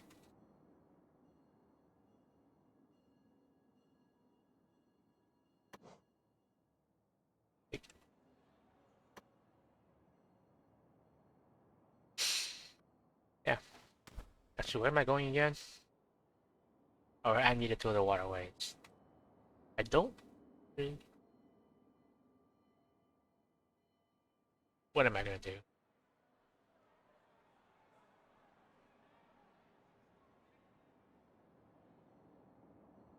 Okay, so there were a couple ways to go about this, but considering I was in Deep Nest, and then it just kicked me out back to Queen Stations, uh, that option is not really available anymore. What I would do is I would go like up here to Failed Tramway and pick up the tram pass so I could take the tram, right? I could take the tram from, let's say, Deep Nest to, uh, well, in this mod it's called Void Basin, but what's it called in base game again? It's Ancient Basin. Yeah, go to Ancient Basin after picking up the tram in Deep Nest. Then from here you can go down and you can get wings, which is a great design philosophy. It connects really well. What's happened here that I've been kicked out to Queen Station, which is nowhere near where I want to be. And I can go to the bank and get kicked out into resting grounds again and get soft locked. What benches do I have? A city, storerooms, King Station. Put me at the toll.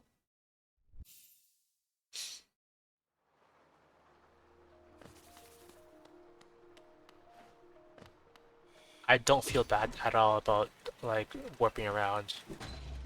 I feel like the way they've constructed and sculpted this world is less than ideal.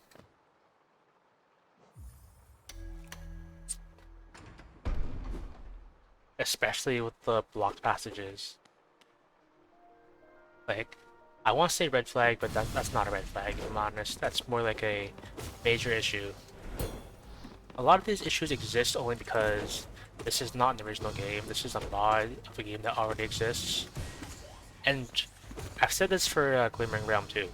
What they've done is they've taken the game and they've taken stuff away from it, and they call that like a mod. What they've actually done, like the actual substance of this mod, is the charms they've added. That and changing every instance of Fyrenest and Dirtmouth to Fyrenest and Fire Den.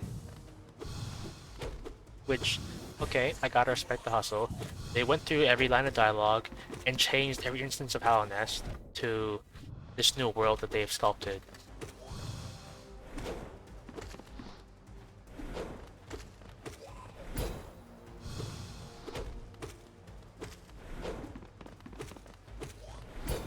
I feel like normally this will highlight my skill at the game, but I feel like any breaking rights are voided because, like, I'm invincible, basically.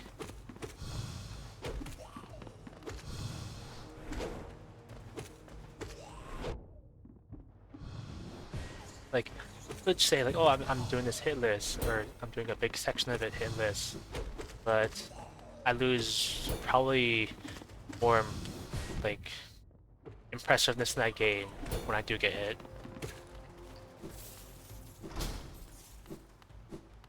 Have I got any challenge right lately?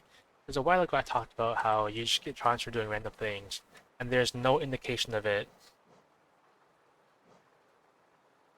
What is this? Oh, I already have that one. I also feel like the charm descriptions could be a little bit better.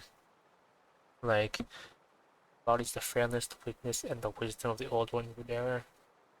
What I imagine this does is it buffs spells or something. Maybe. This thing. I don't know what this does. I probably should test it, but this sounds like it would be Defender's Crest. But for 3 notches, it better be more than that.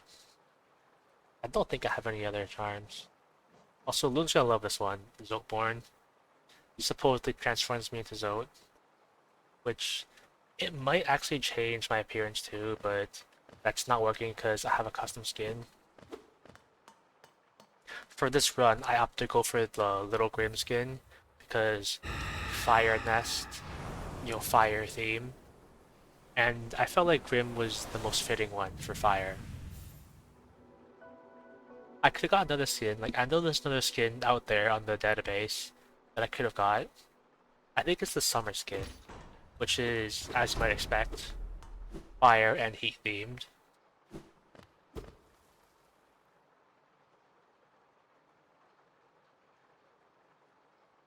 I have another complaint about this mod. Like, why? Like, do you see this? Yeah, I'm no clipping for this. Like, I need to highlight this. You go around in there, fight the boss, get to your little upgrade thing, and then you came out on top. And what you're supposed to do is drop down, because it's a little shortcut. You save like 10 seconds walking back. So they just blocked this off completely. No reason to do that. Like, it just forces you to walk back around the other way.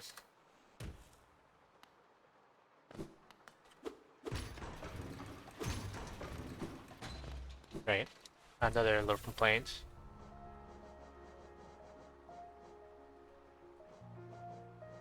As well as a graphical glitch I just saw. Actually, hang on. I want to know what happens. If I exit the game and then reload, is it just going to give you a bunch more charms?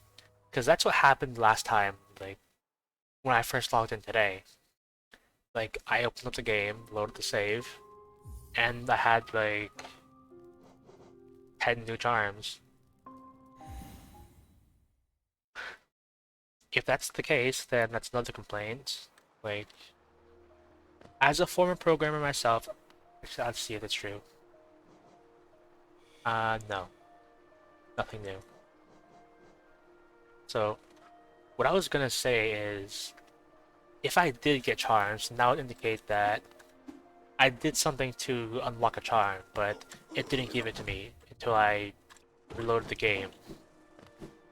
Which should be, like, a point off. Because you shouldn't have to restart the game to, like, trigger things. That's bad design. And if you do that in programming, well, you're gonna get chewed out. So I can't really complain too much, because I hate that too. But still, gotta... Right. I need to highlight this, actually. I just realized something. So I said earlier that this transition is blocked. You just can't go this way. And then I will now demonstrate what you have to do to get around. It's like you come in from here, like not that far off from where I am now. And then you go up again.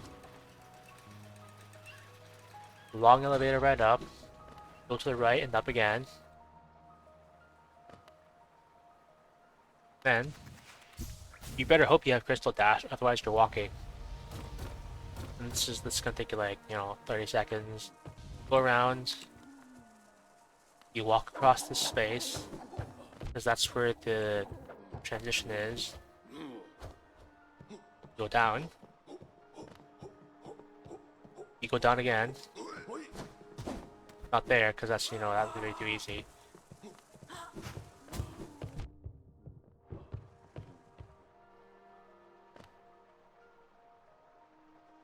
You go down. Take the elevator down. Because there are spikes on top, and you can't touch those.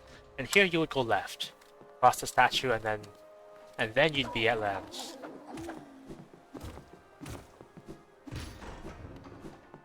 But I want to go to the right first. Ancient Basin. Do I have King Station? I do not. Oh, you see this little lip here? Some mods do that because, like, they want you to progress in a way that's not vanilla, and they need to add little, like, stepping stones so you don't get stuck. Most of the time, like, that's not so bad. But I feel like in a mod that claims to be a major game expansion, I think it could be done a little bit better.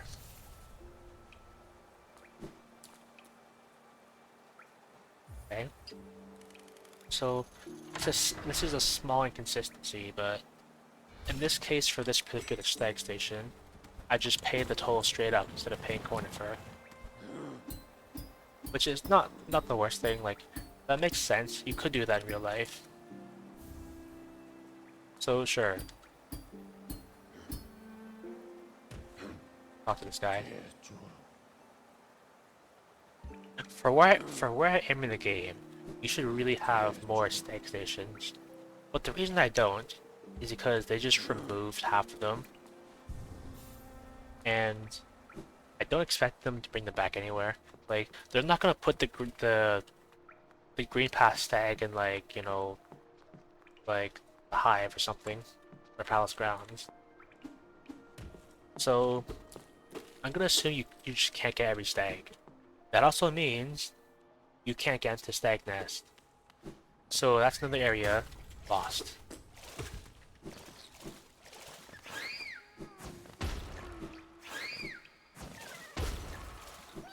Yeah.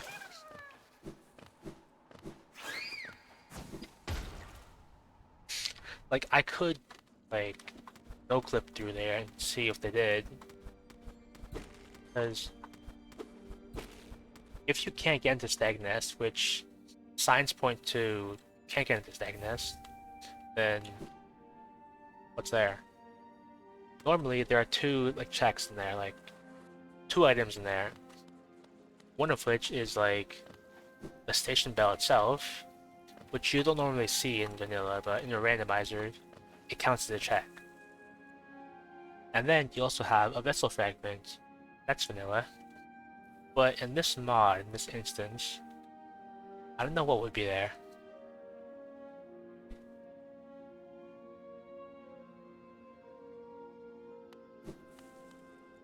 I want to check, but I'll probably check later. Actually, when I'm finished with this mod, I might go and check to see, like, what they did with a bunch of the stuff I have questions about.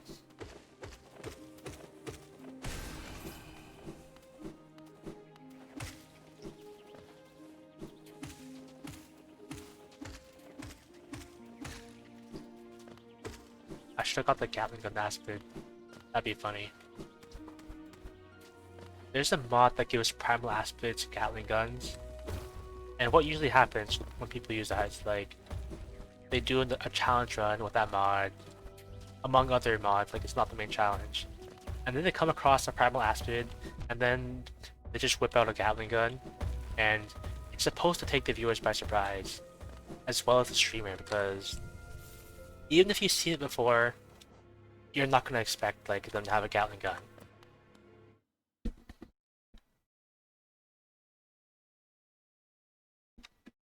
And rightfully so, because you probably haven't seen it, so let me describe it to you.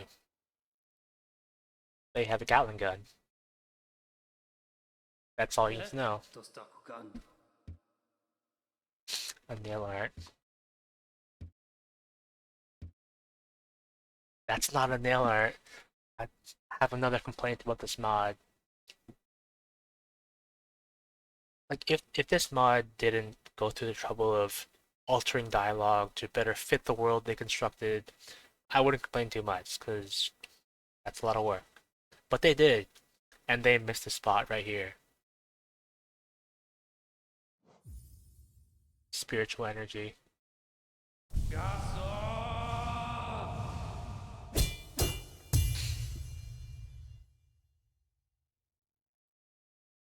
Telesomet.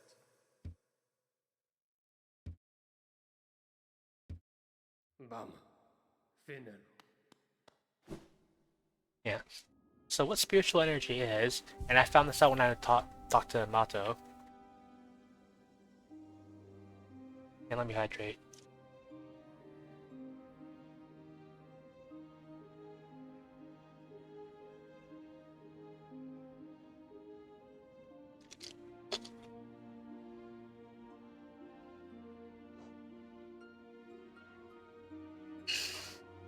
Okay. So what spiritual energy is nothing. Spiritual energy just gives you essence. That's it. That's the only thing it gives you. Just essence. Essence that you could get anywhere else. So, if you ask me, I feel like that's a little bit of a waste.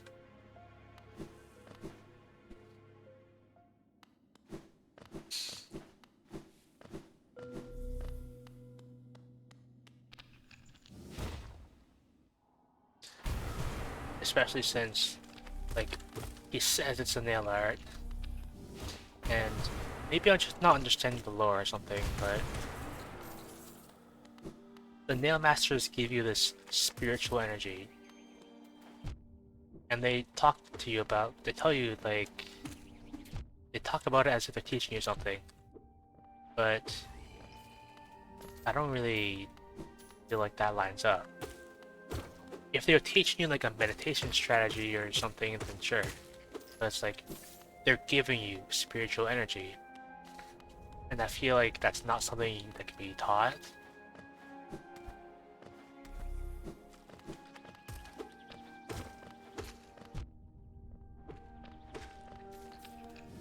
So, I feel like there's a little bit of a disconnect there. A little bit of a disconnect there.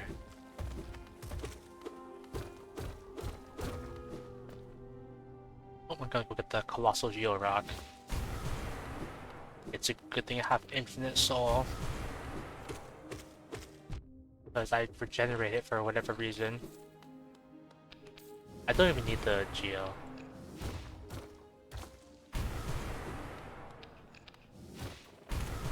That just makes so much. Just by hitting stuff and getting hit.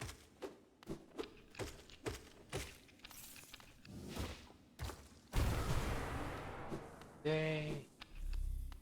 It looks about right. Hit the Geo Rock.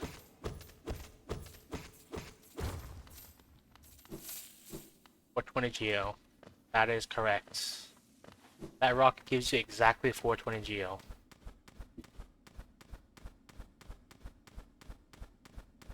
I don't know if that was intentional. Like, because it's funny number. Well, funny number 2. Maybe it was. It probably was. I don't mean like. You should just look at something and think, how much should this be worth? And you think to yourself, oh, it should be worth 420 for no particular reason.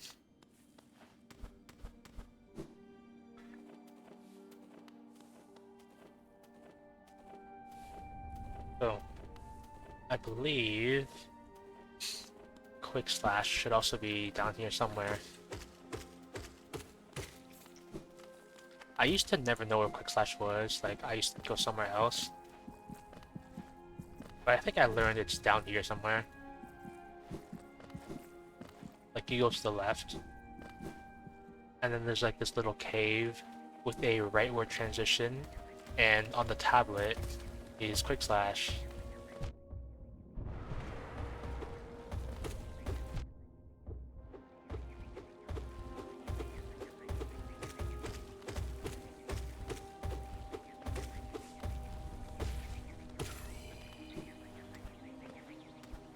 should be like coming up here somewhere.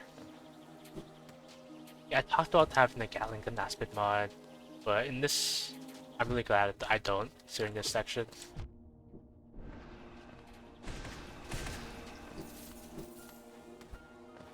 You know what I need to do? Become a better Hollow Knight player. I need to learn how to use spells effectively, because if you see the way I play, I just don't use spells at all, for the most part. And spells are really powerful. Quick slash. Okay. And normally, upon picking up Quick Slash in the stream, I'd be like, hey, did you know that this guy in the background right here, that's called the robot, and we know that because we saw him in the Silk Song trailer. So it turns out, yes, this guy does appear in Silk Song, but apparently no, he is not called the robot. This is being your daily Silk Song news.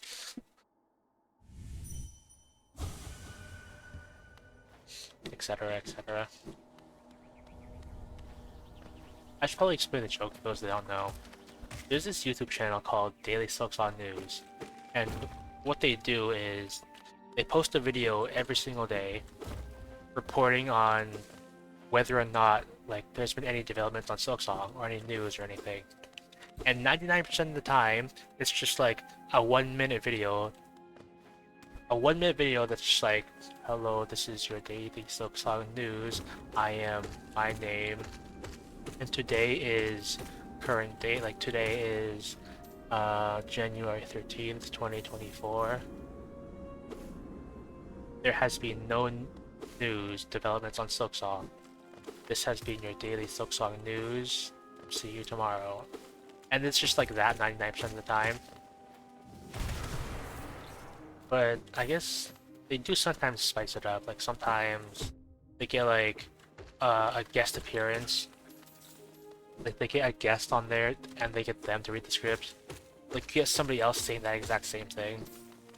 I think there was one time they got a voice synthesizer and they got Miku to say it. Which I didn't see, but it sounds pretty funny. And a pretty good idea. Might go check that out. I wonder if I should subscribe to the Daily Silksong News channel. I normally don't subscribe to like channels on a regular basis because I don't like having what I call junk subscriptions, and by that I mean subscriptions where I subscribe and I don't actually watch their videos. So yeah, because the thing is, like, and you can't deny this is false. It's easier to subscribe than it is to unsubscribe. Functionally, it's the same. Like, you just click a button and that's it. Done. But you actually ever unsubscribe, most of the time you just leave it. And that's still a subscription for them. So, sure. Even if I ever made a YouTube channel, like one of the things I would say a lot is like, okay, so a lot of people say like they tell you to subscribe because it's a call to action, and they tell you it's free. You can unsubscribe whenever you want. But what I would say is like, just hit it and forget it. Hit the button and pretend like I don't exist. Because you know, if you don't watch the videos, they're not going to get recommended to you, and it's not going to hinder you in any way. So I used to think like that. Until I heard some like new thinking, like new developments. That I'll probably get on that later. But yeah. That's what I would say in the past as my call to action. But now it'll probably be something different. I don't know exactly what it would be, but I think I could communicate a better message than that. Like, that's more, like, healthy as well as more beneficial. So I heard this, like, new development in the YouTube meta. It's that, like, when you upload a video, you get this little checkbox saying, like, would you like to notify your current subscribers? And what most people do is they just leave that check. Because it's default to yes, like, yeah, notify my subscribers, like, on their video. But what you should do for your own benefit is uncheck that box. Do not like notify them, because if they're your subscribers and they're like truly enjoy your channel and content, they'll probably see it anyway. And the thing is, if YouTube recommends your video to somebody, and they don't click on it, that makes you look worse in the algorithm, and it shows your video to less people, right? And if you untick that box and don't notify subscribers, then what happens is your video may or may not get recommended to people who are actively currently on the platform. This is significant because there will come a day where like your subscribers will stop watching YouTube. Maybe they'll make a new account, they forgot their existing account details, or like 50, 60 years in the future, they will literally be dead. They'll die of old age.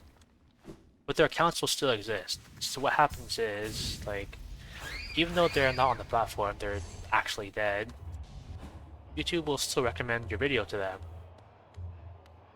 And like, since they're like not able to click on it, they don't click on it, and it hurts you in the algorithm.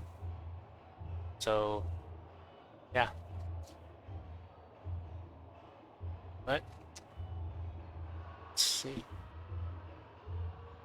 Another thing about YouTube's algorithm, when it recommends your video to people, it recommends it to people who are not currently subscribed to you. And that's good because it guarantees that your video is seen by live, active viewers who are currently on the platform and not currently subscribed to you.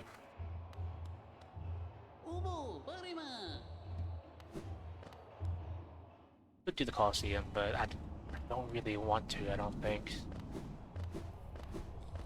Alright, I haven't even got Zote yet. Like, fun fact, if you save Zote from the Vengefly King back in like the early game, Forgotten Crossroads, Green Path, whatever, if you save him there, then you saved him and he cannot die. You can leave him in Deep Nest for as long as you want, he will not die, he'll just stay there until you save him, no matter what. And like, if you do that, you can leave him here in the Coliseum for as long as you want, and he will not die. So, saving Zote, like whether or not Zote gets saved, depends entirely on if you save him the first time. Because if you do, then he will not die.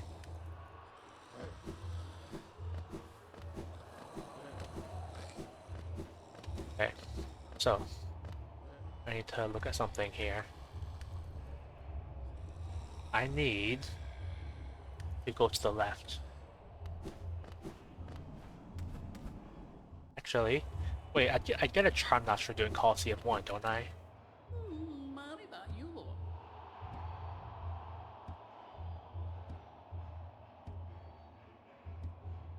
Yeah, you know the thing.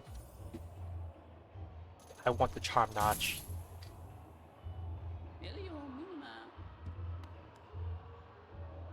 You want the Charm Notch? I do want a Charm Notch, so fine.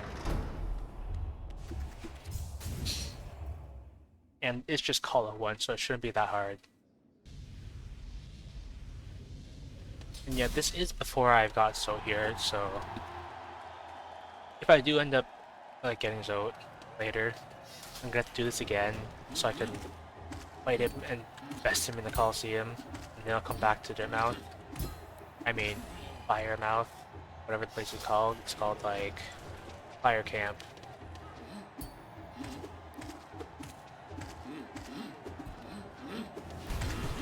Maybe I should have got like Shaman Stone or something. Do I even have Shaman Stone?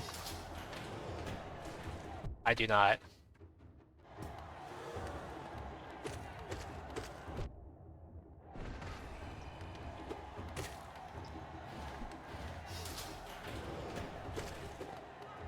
Activate all the guys.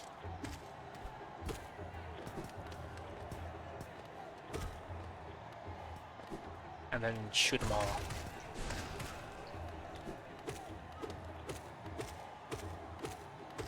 I guess the fireball has limited range because I think it does expire after some point. But I do remember seeing this little trick with like using it on the elder boulder blocking green path.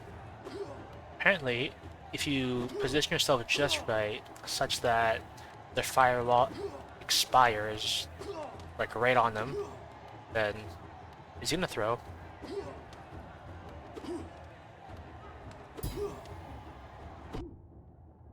Not throwing. The only thing he's throwing is his chances at the match. So I'm immortal.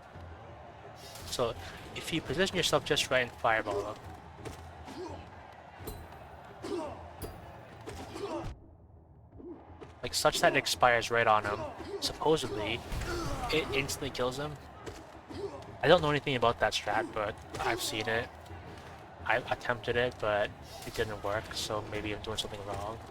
I probably am. Like maybe it's on a specific patch or something.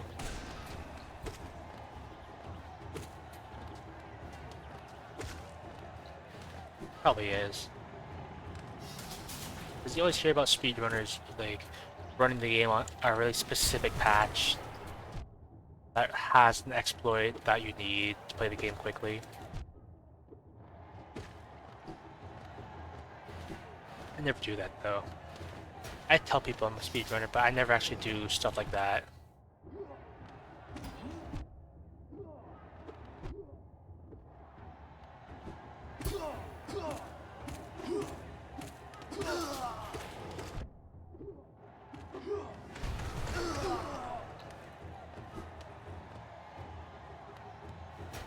Gotta look at platforming.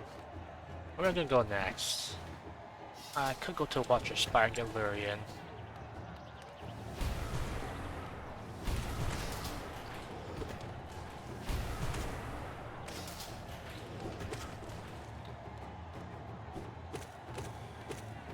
Some soul back, even though I regenerate it. Bench Viking? Nope. Bench Viking. I wonder if I can... Yeah, that does a lot of damage.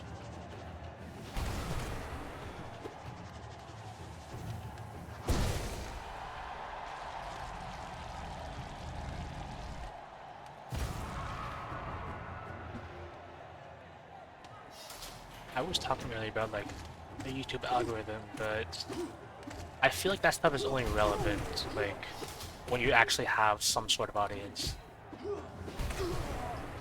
Because the whole point of it is maximizing, like, only showing your videos to people who aren't subscribed, but if you're, like, really tiny, like, currently my size, you're not gonna have any, so it doesn't really matter.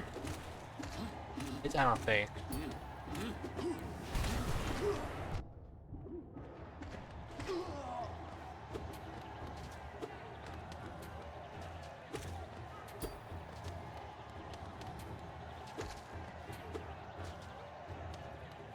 I wish I had Shriek.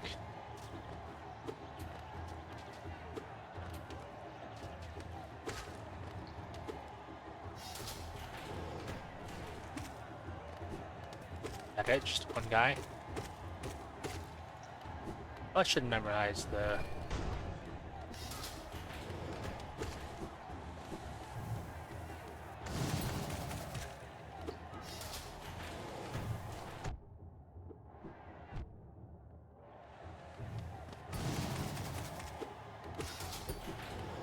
I feel like my nail is like really weak. Maybe I should like damage numbers mod, because well, it probably would only be useful a couple of times. Because most of the time you just do a set amount of damage, like 21 damage to be exact. That's how much I think the max nail by default does.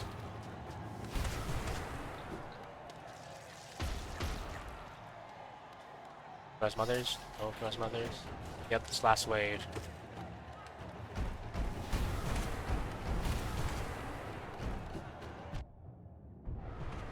I maximize my thing.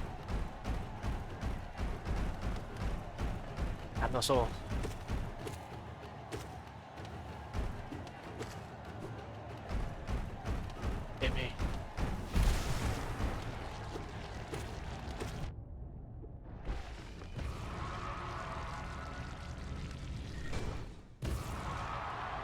I also have the press cheated death mod, which I think I only got for like one particular run, because it only works if you don't have a skin on. Yeah, I got it for the Vessel May Cry run.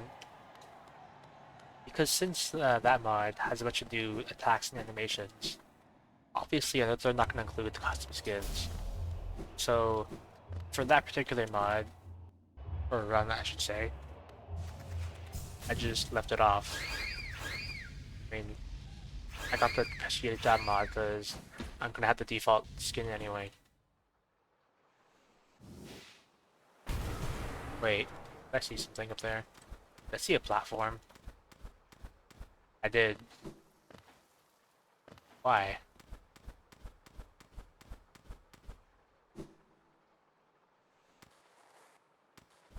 Like, what purpose do these platforms serve at all? Like, there's nothing particularly up here. This doesn't really add anything. If you want to get the Colosseum, you need to climb up way more anyway. So, like, sure. There is a transition, a one-way transition you can open. Oh, so that's where it is. That's interesting. I didn't know it was there.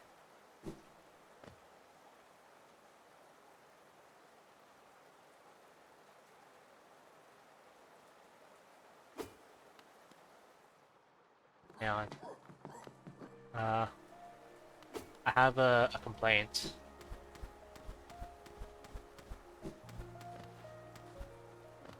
I have a complaint.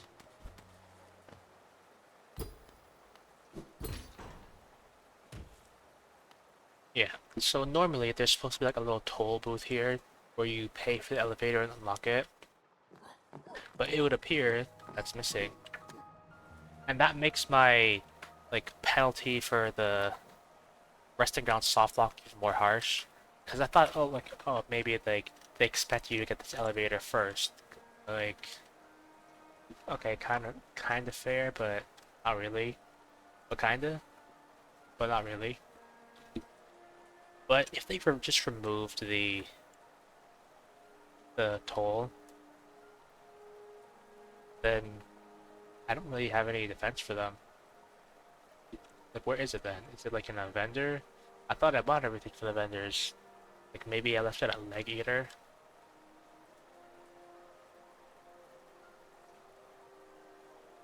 Ooh.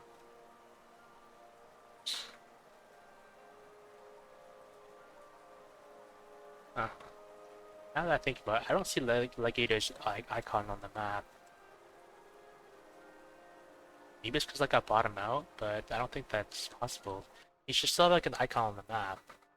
And waste. I don't have Leg Eater? Thought I did.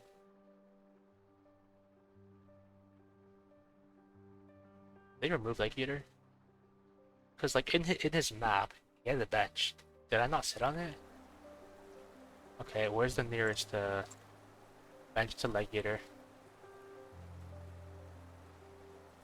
It would be the hot spring right here, but I remember like this little transition here to the hot spring is blocked off. They just removed it. So I can't go there. So it'll have to be Dirtmouth or Fire Camp. Like, I would teleport here, but in the base game, like this Ancestral Mountain thing, this transition here gets blocked off once you like at the crossroads, which I think I have done. So that, at least in vanilla at least, is blocked off. We have a charm notch. I can put something else on.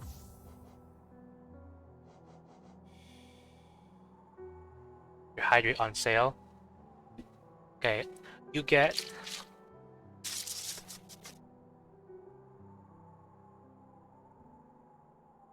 oh, you know what? Okay, so I don't know if anyone else did this, anyone else's parents did this as a kid, but as a kid or like whenever in your life, have you ever taken like a plastic water bottle, unscrewed the cap, and then like poured a little bit of water in the cap and then like make you drink it? It's like 1 or 2 milliliters of water. Did anyone ever do that for you? Cause my mom did that a lot for me. I don't know why. Maybe it was like to encourage me to hydrate, but why give me such a tiny amount?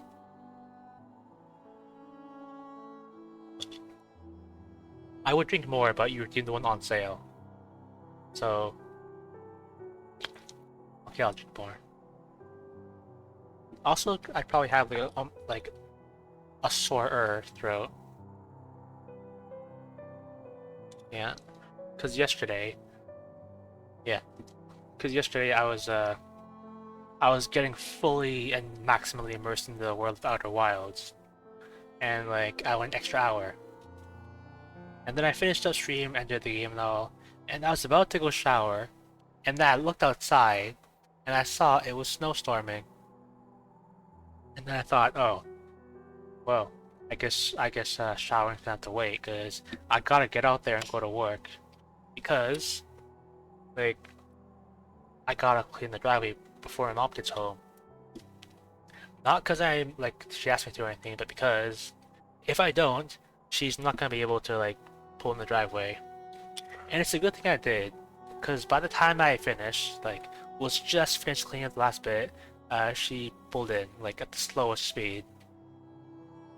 Turns out the snowstorm was pretty bad, and she ended up just like slowly crawling home from work at like. Well, I saw her like pulling at that speed. And it was probably like I don't know, like 10 kilometers per hour or less. So really just crawling home as safe as possible. And I don't blame her because it was pretty bad that night. Took me like at least an hour to clean all that up. It's a good thing too.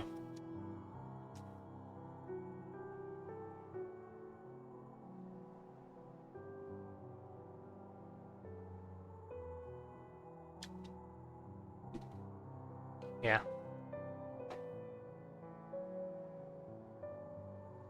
I thought about playing Outer Wilds today. Like I thought to myself, like, what if I just abandoned the plan for Hollow Knight today? I just played Outer Wilds instead because I kind of wanted to.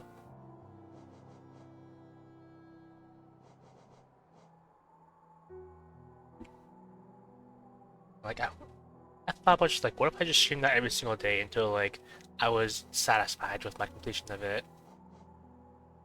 And then I opted against that because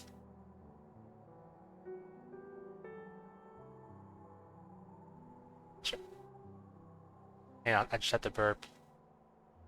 I would have done it audibly, but I'm not that kind of person yet. Like I do my burst release silently, just like closed mouth burp, just gently release the gas. I do it with my farts too. Yeah. Speaking of, I used to fart really loudly. Yeah, what was I saying? Oh yeah. So I opted against playing Outer Wilds today because if I played that like every stream until I was satisfied, I don't know if I would ever like be finished because I don't know if I ever would be satisfied.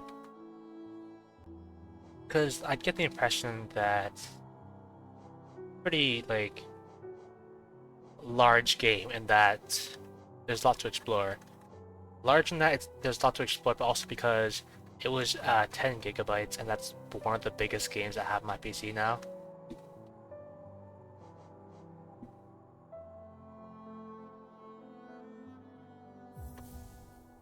I'll try Mato's Blessing. Right, I wanted to go shopping because I have like $17,000 now to buy everything. Lord's game. Yeah. But also, I also opted against streaming it today because from what I can tell, Loon really like is really eager to see me play the game.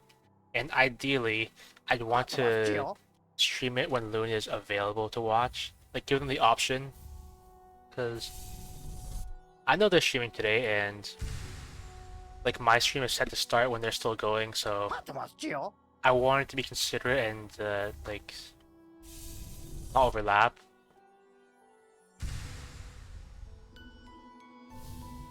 Originally, I wanted to plan all my streams, like schedule them so they don't overlap with Loon's stream or Zix's stream. Cause I don't really want to compete with like any of them. I want us all to be like friends in a team and all. But that's a little bit of a challenge because they've got all the prime time slots and I've gotta like stream at night when most of the people who I would want my stream, and by that I mean people who probably speak English, like they're probably gonna be like heading to bed too. Because a little while ago, I figured that, to my surprise, people apparently go to bed at like they're in bed by 11 p.m. And I thought that was really unusual. Because even when I was in school, even when I had to work, I would like start to head to bed at 11 p.m. and I'd hear that people were already in bed, fast asleep by 11 p.m. And now I'm a total degenerate. I'm awake at like 4 a.m. consistently. And you know what? That actually feels right.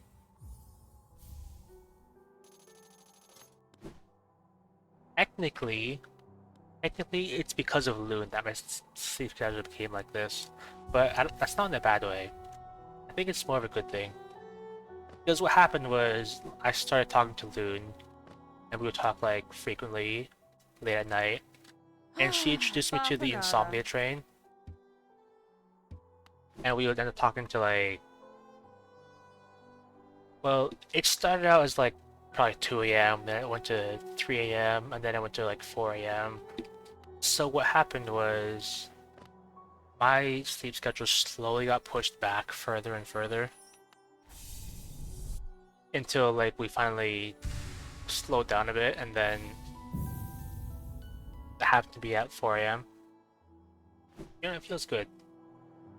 Although recently, on my own, it's kind of slipped to 5 a.m. And there's probably a reason for it. Like, if you've been keeping up with my like personal life and personal events, you'll know that my phone recently broke, and there was a pretty lengthy period of time where I did not have a phone at all. So like, I could not have alarms, like no alarms, no timers. I could not tell the time on the go. Like, I could not communicate with anybody if I was away from my PC. And like, I could not like write anything or take notes. I must have went the wrong way. And that, well, it wasn't the end of the world, but it certainly took some getting used to. Especially the not being able to tell the time. Because that enabled a thing I like to call sleep roulette. Because what I do when I normally wake up is I check my phone, see the time, see what time it is. But since I didn't have a phone, I couldn't do that. So, in the days without a phone, phoneless days, what I would do is I would wake up and I'd think to myself, I wonder what time it is. Because I could not check the time unless I physically got up, went down to the kitchen, and looked at the microwave or the stove. And if I'm laying in bed, I'm not gonna do that. So what I would do instead is I would just stay in bed and not get up. Sleep roulette. And most days it was fine. Most days I was still able to get up at an okay time and nobody would question. Although one of the more recent ones, like I got up and it was like surprisingly 4 p.m. I thought, oh, it's 4 p.m.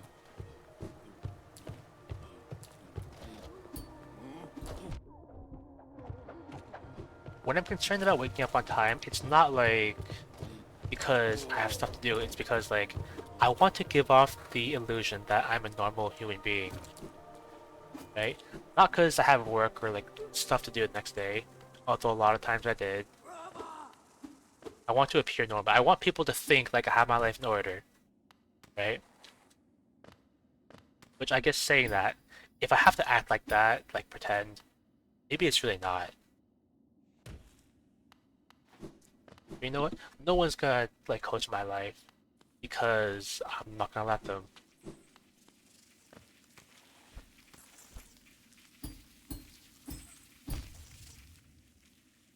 Make it the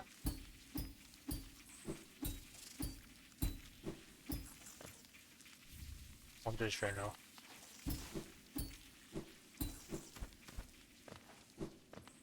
Am I gonna hit anything on the way over? Yes, I hit something immediately. Okay. What was I saying again? Yeah. I think I wanted to point out was at the start of Loon stream today, I was saying actually I don't remember what I was saying, but we are talking about how like she's noticed I've gotten a lot better at talking and gotten better at streaming and stuff, which it's really great to hear. Because when I first started, well, I remember what it was like when I first started, and it was not good.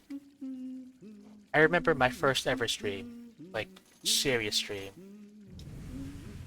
because I had streamed like years before, trying my hand at this, but it wasn't that serious. It was more like, hey, what if I did this? And then I'd streamed like 1 or 2 times total, and I'd be like, eh, this is going nowhere, and then I stop. And then I picked it up again with the intention to like actually be serious. And my first one trying to be serious, I probably shouldn't have streamed then because the first stream I did then, I was actually sick. Wait, he didn't tell me anything. Yeah, so the first stream, I was actually sick, and I could not speak. Like, at all. Like, I would try and speak, and it would just be like raspy sounds. What is this? What's this sign?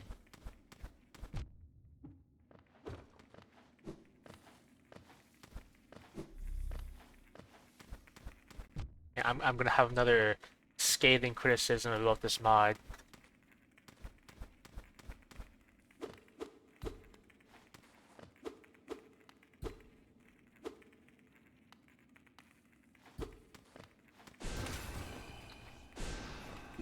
Okay.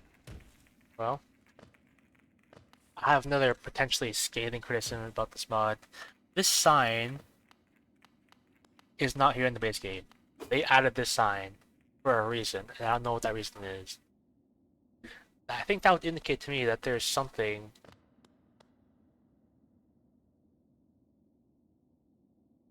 Wait.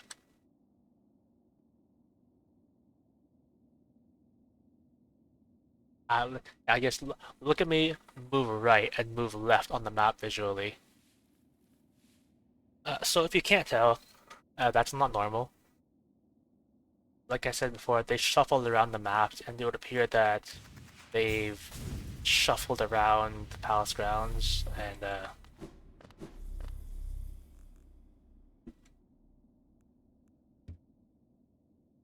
what's this supposed to be?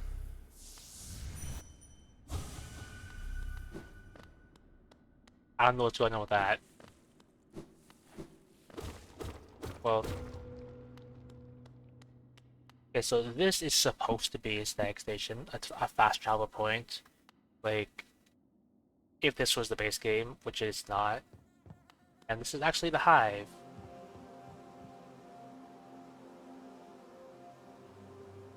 Alright, so another little criticism I've got about these like fan-made mods, game expansions, is that it's a pretty common theme that they mix up the map and stuff, shuffle everything around. But they don't like make a new map, they just use the default game map. And what that does is it's just confusing because I went down here, right? And then I went here. This is where I was complaining about the sign being out of place. Right? And then I went here with the intention of going to this long hallway here. So I went through there. Then it put me here. Put me here. Come up here. I was there. It put me here, and this palace grounds was mirrored. So it was reversed.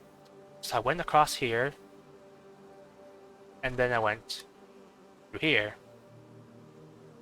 Right? And then I went through there, and it placed me here.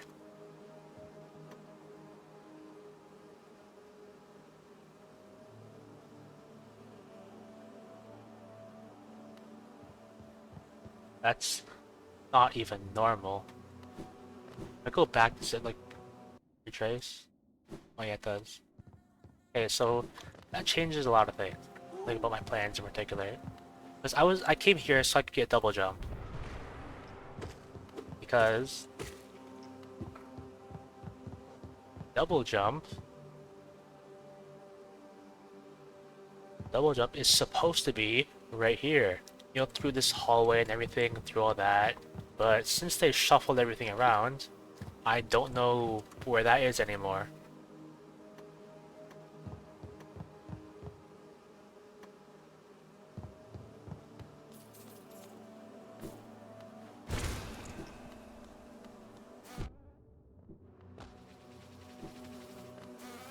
I don't even know where I am, because like, I think this map is mirrored.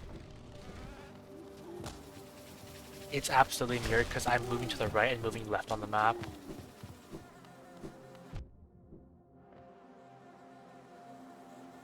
This is supposed to be a bench. Alright, so this whole place is mirrored, I think. Which kinda sucks. Because I have no sense of direction. And I need to shoot this little bubble.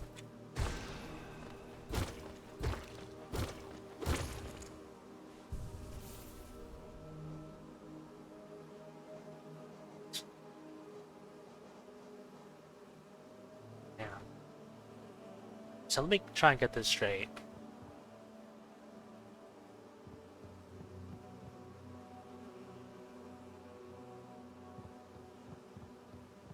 Yeah. Where did I enter again? I think if I remember correctly, it put me here, and then I went around. I don't even know where I am. Well, in the future, if I ever have a device for somebody making another one of these quote-unquote game expansion mods for Hollow Knight, I'm gonna tell them, make their own map. Like, don't use the base game map. Because anyone who's played this game before, and if you're playing modded, you probably have played this game before, a fair bit actually, then just using the regular map is just gonna confuse the players. Where's this go?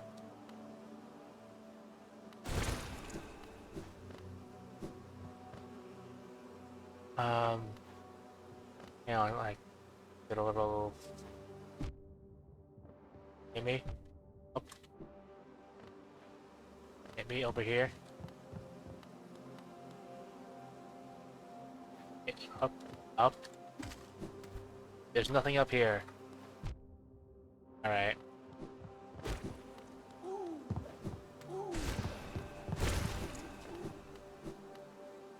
And this, according to the map, is an exit, but it's probably really not. That is some of the worst world building I've ever seen. Okay. Let me open this thing, and then sit down so I can fully dissect what just happened. I'm gonna explain why whatever that was so bad.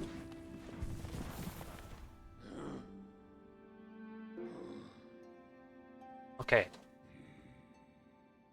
So, I went down here as normal, went through here, right? And then that put me here in the mirrored palace grounds. And then I went across with the intention of going to the stag station where I am now. So I went from here, and then it put me here. And then I went all around to here. And then this transition put me here, where I originally wanted to go. That is pretty terrible. Like what was the point of going through the hive? There was nothing of value there. It was just like traversal.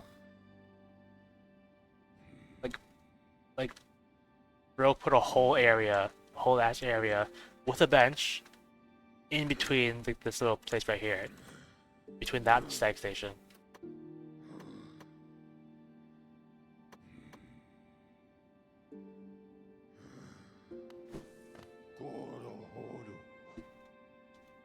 That's ridiculous.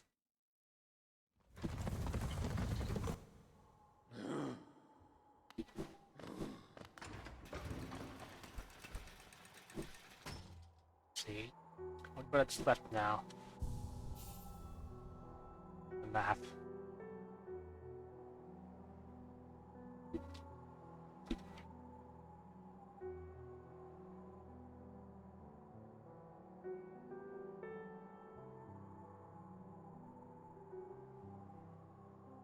I'm about at ending time, but I think there's still something I want to do. So I'm gonna go check that out first. I'll go see Legator and see if there's anything about that. Because apparently I don't have his bench. And apparently he doesn't have an icon on the map where he probably should.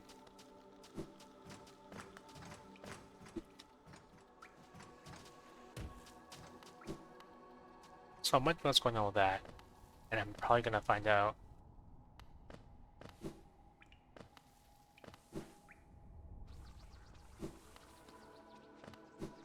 Unless they, for some reason, blocked off this path, which I don't think they did.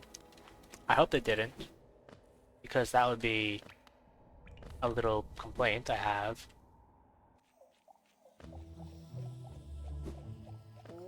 I thought I had been to Legator before.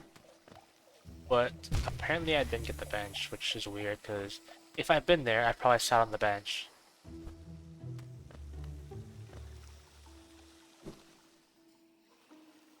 What is this?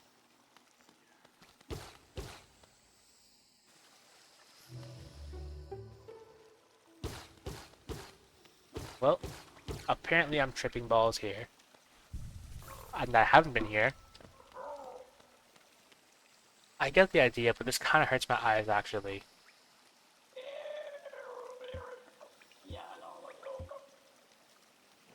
What does he have?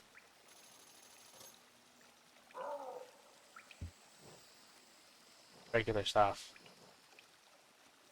Okay. I don't really know why they made this area trip balls, but I'm rich. And my eyes hurt. And now he's got a marker on the map, okay? So I guess you have to pay him first before he shows up as a vendor. Which makes sense. I'm going back to town because this place hurts my eyes and I'm decidedly done tripping balls for the time being. So yeah, minor complaint. That place hurts my eyes. But thankfully we never have to go there again. Because I went there, I bought all this stuff, and then there's nothing left there now. So minor complaint, my eyes. You know what? That's a red flag actually. Because that is harmful, that's painful. And you probably shouldn't do that to your players. My eyes. I'm probably legally blind as is. I don't know if you have glasses here, but as a kid, have you seen or done that little like game like where you trade glasses with someone to see like who has worse eyesight? And it's like there technically wasn't a winner, but whoever had the worst eyesight was like quote unquote the winner. Like, you'd get clout based on how bad your eyesight was. I did that a lot as a kid, and I've won that every single time. I've not met a single person in my life with worse eyesight than me. Loon claims that they might be a contender, but I doubt that because I'm blind. Like, to read the text, the Twitch chat text on my screen, I have to be like 3 inches from the screen.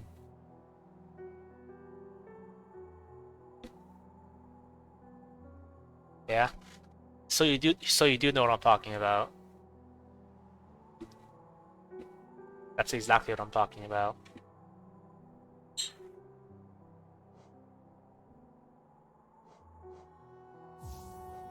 For the truth I got.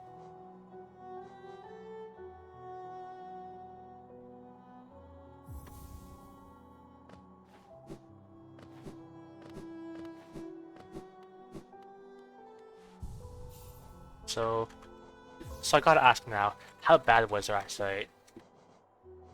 Like, were you blown away by it, or...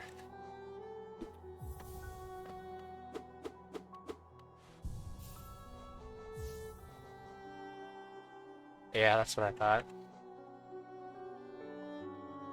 Like, if you were to do that as an adult, which no one's ever done that to me as an adult yet, I wonder, would that be a dick move? It's like, hey, let me gauge your disability.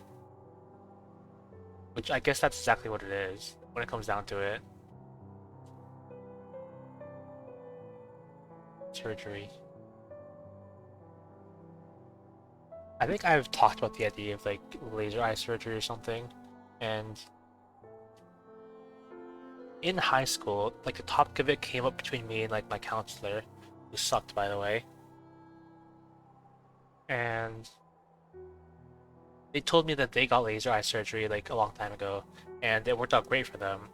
And I told them like I was a bit iffy about it because I had heard that if you get laser eye surgery, then you get this little like dot in your vision for the rest of your life. I don't know if that's true, but she told me like that's not true and she doesn't have that. So I don't know. Also, that's probably expensive.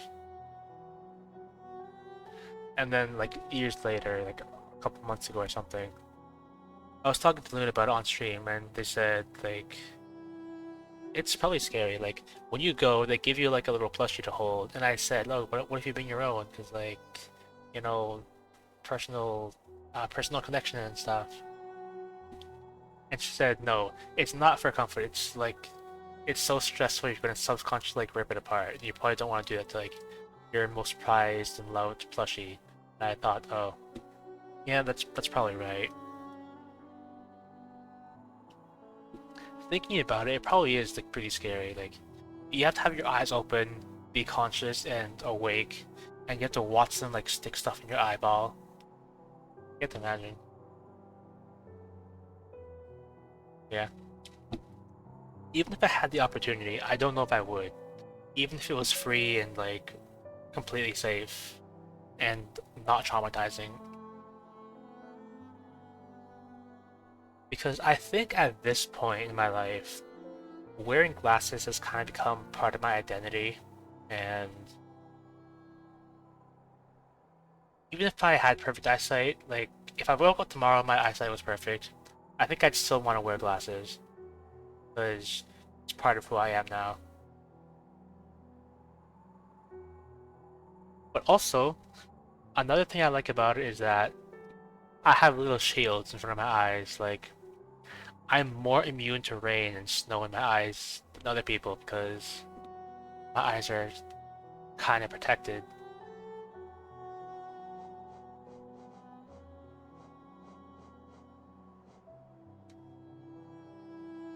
A long time ago, like when I was browsing glasses before I landed on this current pair, I was thinking like, what if I just got like what I'm told is a visor, just like it completely shields your eyes, like no dust gets in from above or bottom or the side, like kind of like a face shield actually. But they said like I was probably thinking of a visor, and I don't know if that's right, but like like actual face shields. And they told me no, that's not a thing. You can't get glasses like that. Which I don't believe. I think you probably could if you wanted to, but they just didn't understand what I wanted.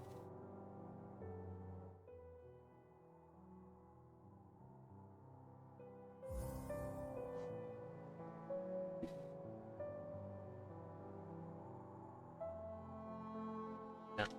But even then, actually I haven't gotten glasses in a long time. I think I got these glasses like probably I don't know, a long time ago, like maybe 2014 or something, 2014, 2015 something. So a long time. And I have not been to like an eye doctor since. I don't really know why. Maybe we don't have like the insurance for it. Maybe it's expensive. I think my eyesight with my glasses now is fine. But I think the thing with the eyesight is you can't really tell if your eyesight is like fine. Because before I ever got glasses, I remember like I thought that's just what the world looked like. I thought everything was like a blurry mess. And then I put on glasses for the first time, and I saw that my carpet had texture. I could see each individual grain on the carpet, and it was literally a new world for me. I had no idea things could be that detailed. So sometimes I wonder, what if I'm like that now? What if I think I'm seeing like perfectly fine, but it could actually be so much better, and I just don't know it?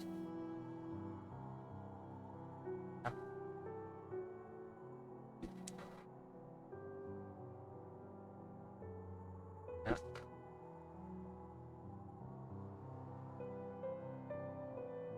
I think I first got glasses in like grade 1 or something. When I was like 6 or something. And back then wearing glasses was uncool, so I didn't really wear them.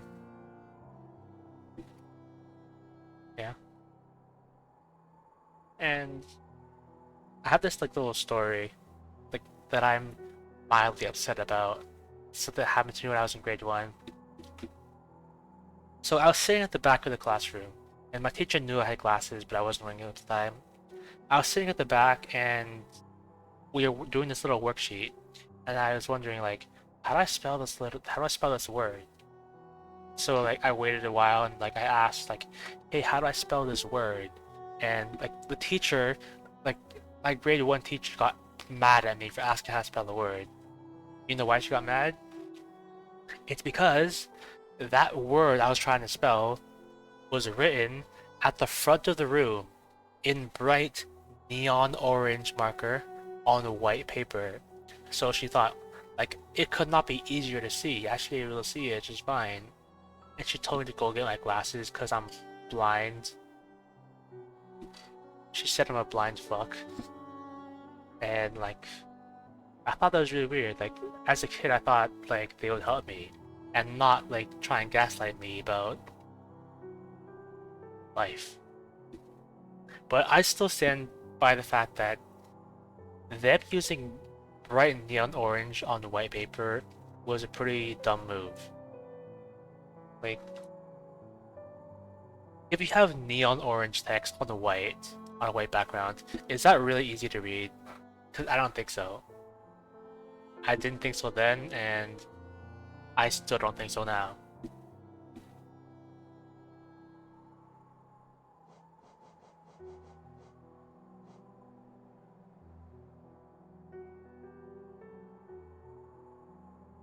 I think that particular teacher was like,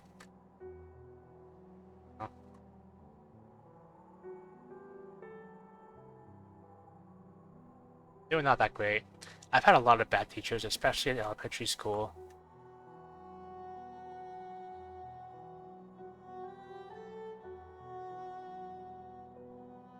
Sometimes I like to tell people the stories about like my bad teachers. Well, yeah, but you know, like when you're 6 years old and in grade 1, you think anyone's gonna take you seriously when you're a little kid. Do you think you have the vocabulary to express what you think is unjust with the world when you're 6 years old? I didn't.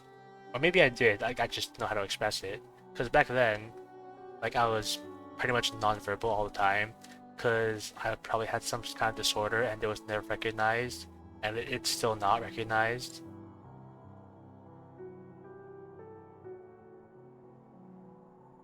You know what to do next. Like, I'm pretty sure this is the end of the stream and I'm not gonna like do anything else. I gotta look for somebody to raid.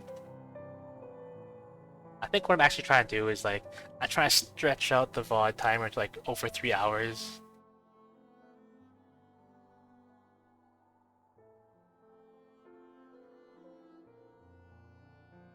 So I don't know who's on the raid. I don't see anybody on the raid. I probably should look for new people to raid. Cause what I've done is I have this like little small like selection of people that I raid every single time if they're available. And I've sort of built up a little bit of a loyalty to that, which has paid off. Like they've sometimes rated me as well, and people in their community who also stream like rated me this one time, and that was like, I don't know, plus like 14 viewers or something, which is really great.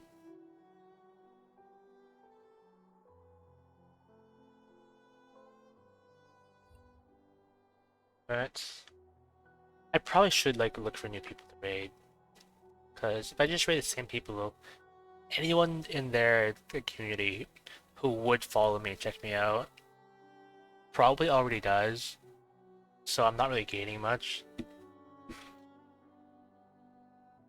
You know what? I just opened up the Twitch page to look search for people playing Hollow Knight and stuff. And then I exited it because I thought, what if I just don't raid anyway? But I probably should actually.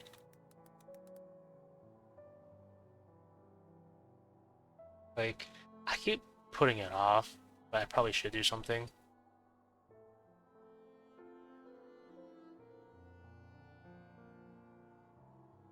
Unsurprisingly, half of these people are VTubers.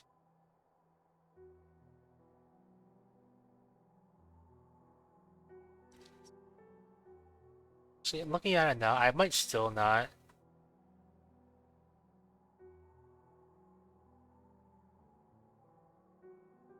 We can learn something about how people title their streams. I see some people title their stream Hollow Knight exclamation mark, and there's other person called titled their stream Time to Bust Us this Chungus Buggus. You probably should be creative with your title.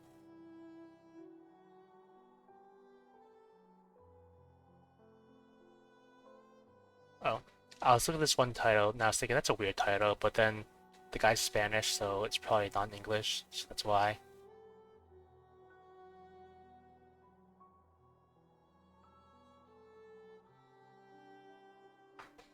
Yeah.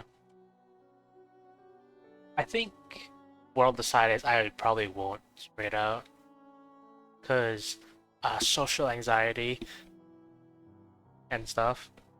But anyway, snooze 5 minutes, snooze my ad.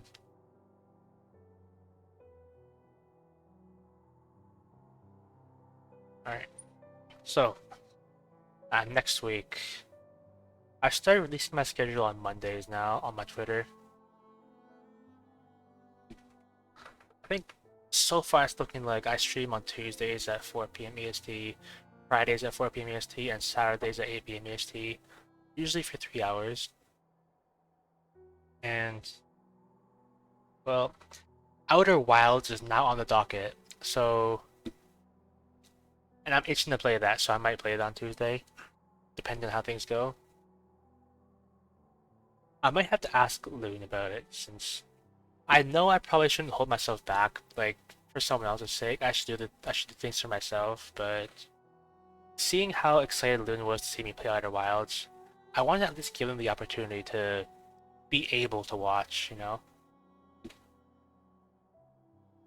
So, the next time when I play Outer Wilds, I do hope you stop by again, Veer, because I think it's gonna be a more fun and more engaging time to watch me play Hollow Knight. Because me playing Hollow Knight, it's like I'm a veteran at the game. There's not much to talk about the game. Like, if I ever do explain something about the game, I probably explain it as a veteran and assume you know everything. Like, they say, "Oh, this is bad game design," and like you have no idea what I'm talking about, and you're probably just smiling and nodding when I'm going off of like tons of hours of experience, explaining why certain decisions are terrible and ruin the experience of the game, such as damaging your eyes when you walk into the tripping balls room. I think Hollow Knight is eventually going to become just like a just chatting game for me. I'm just gonna go through the game, doing whatever, and just chatting about stuff, which I think is good, since just chatting is definitely a skill I wanted to get better at for a long time, and I think I'm finally getting there. At least according to Loon, which is really great to hear. It really warms my heart to hear Loon see me get better. But anyway, I hope you stop by the next Outer Wild stream because that's gonna be a fun time. And that reminds me, like I have this little clip that I took from the Outer Wild stream. It's probably one of the best parts of that stream. But anyway, I'm gonna go shower and like exist and do stuff. I don't know. I don't know what to do with my life. I'm a streamer. Do you think I know what I'm doing with my life?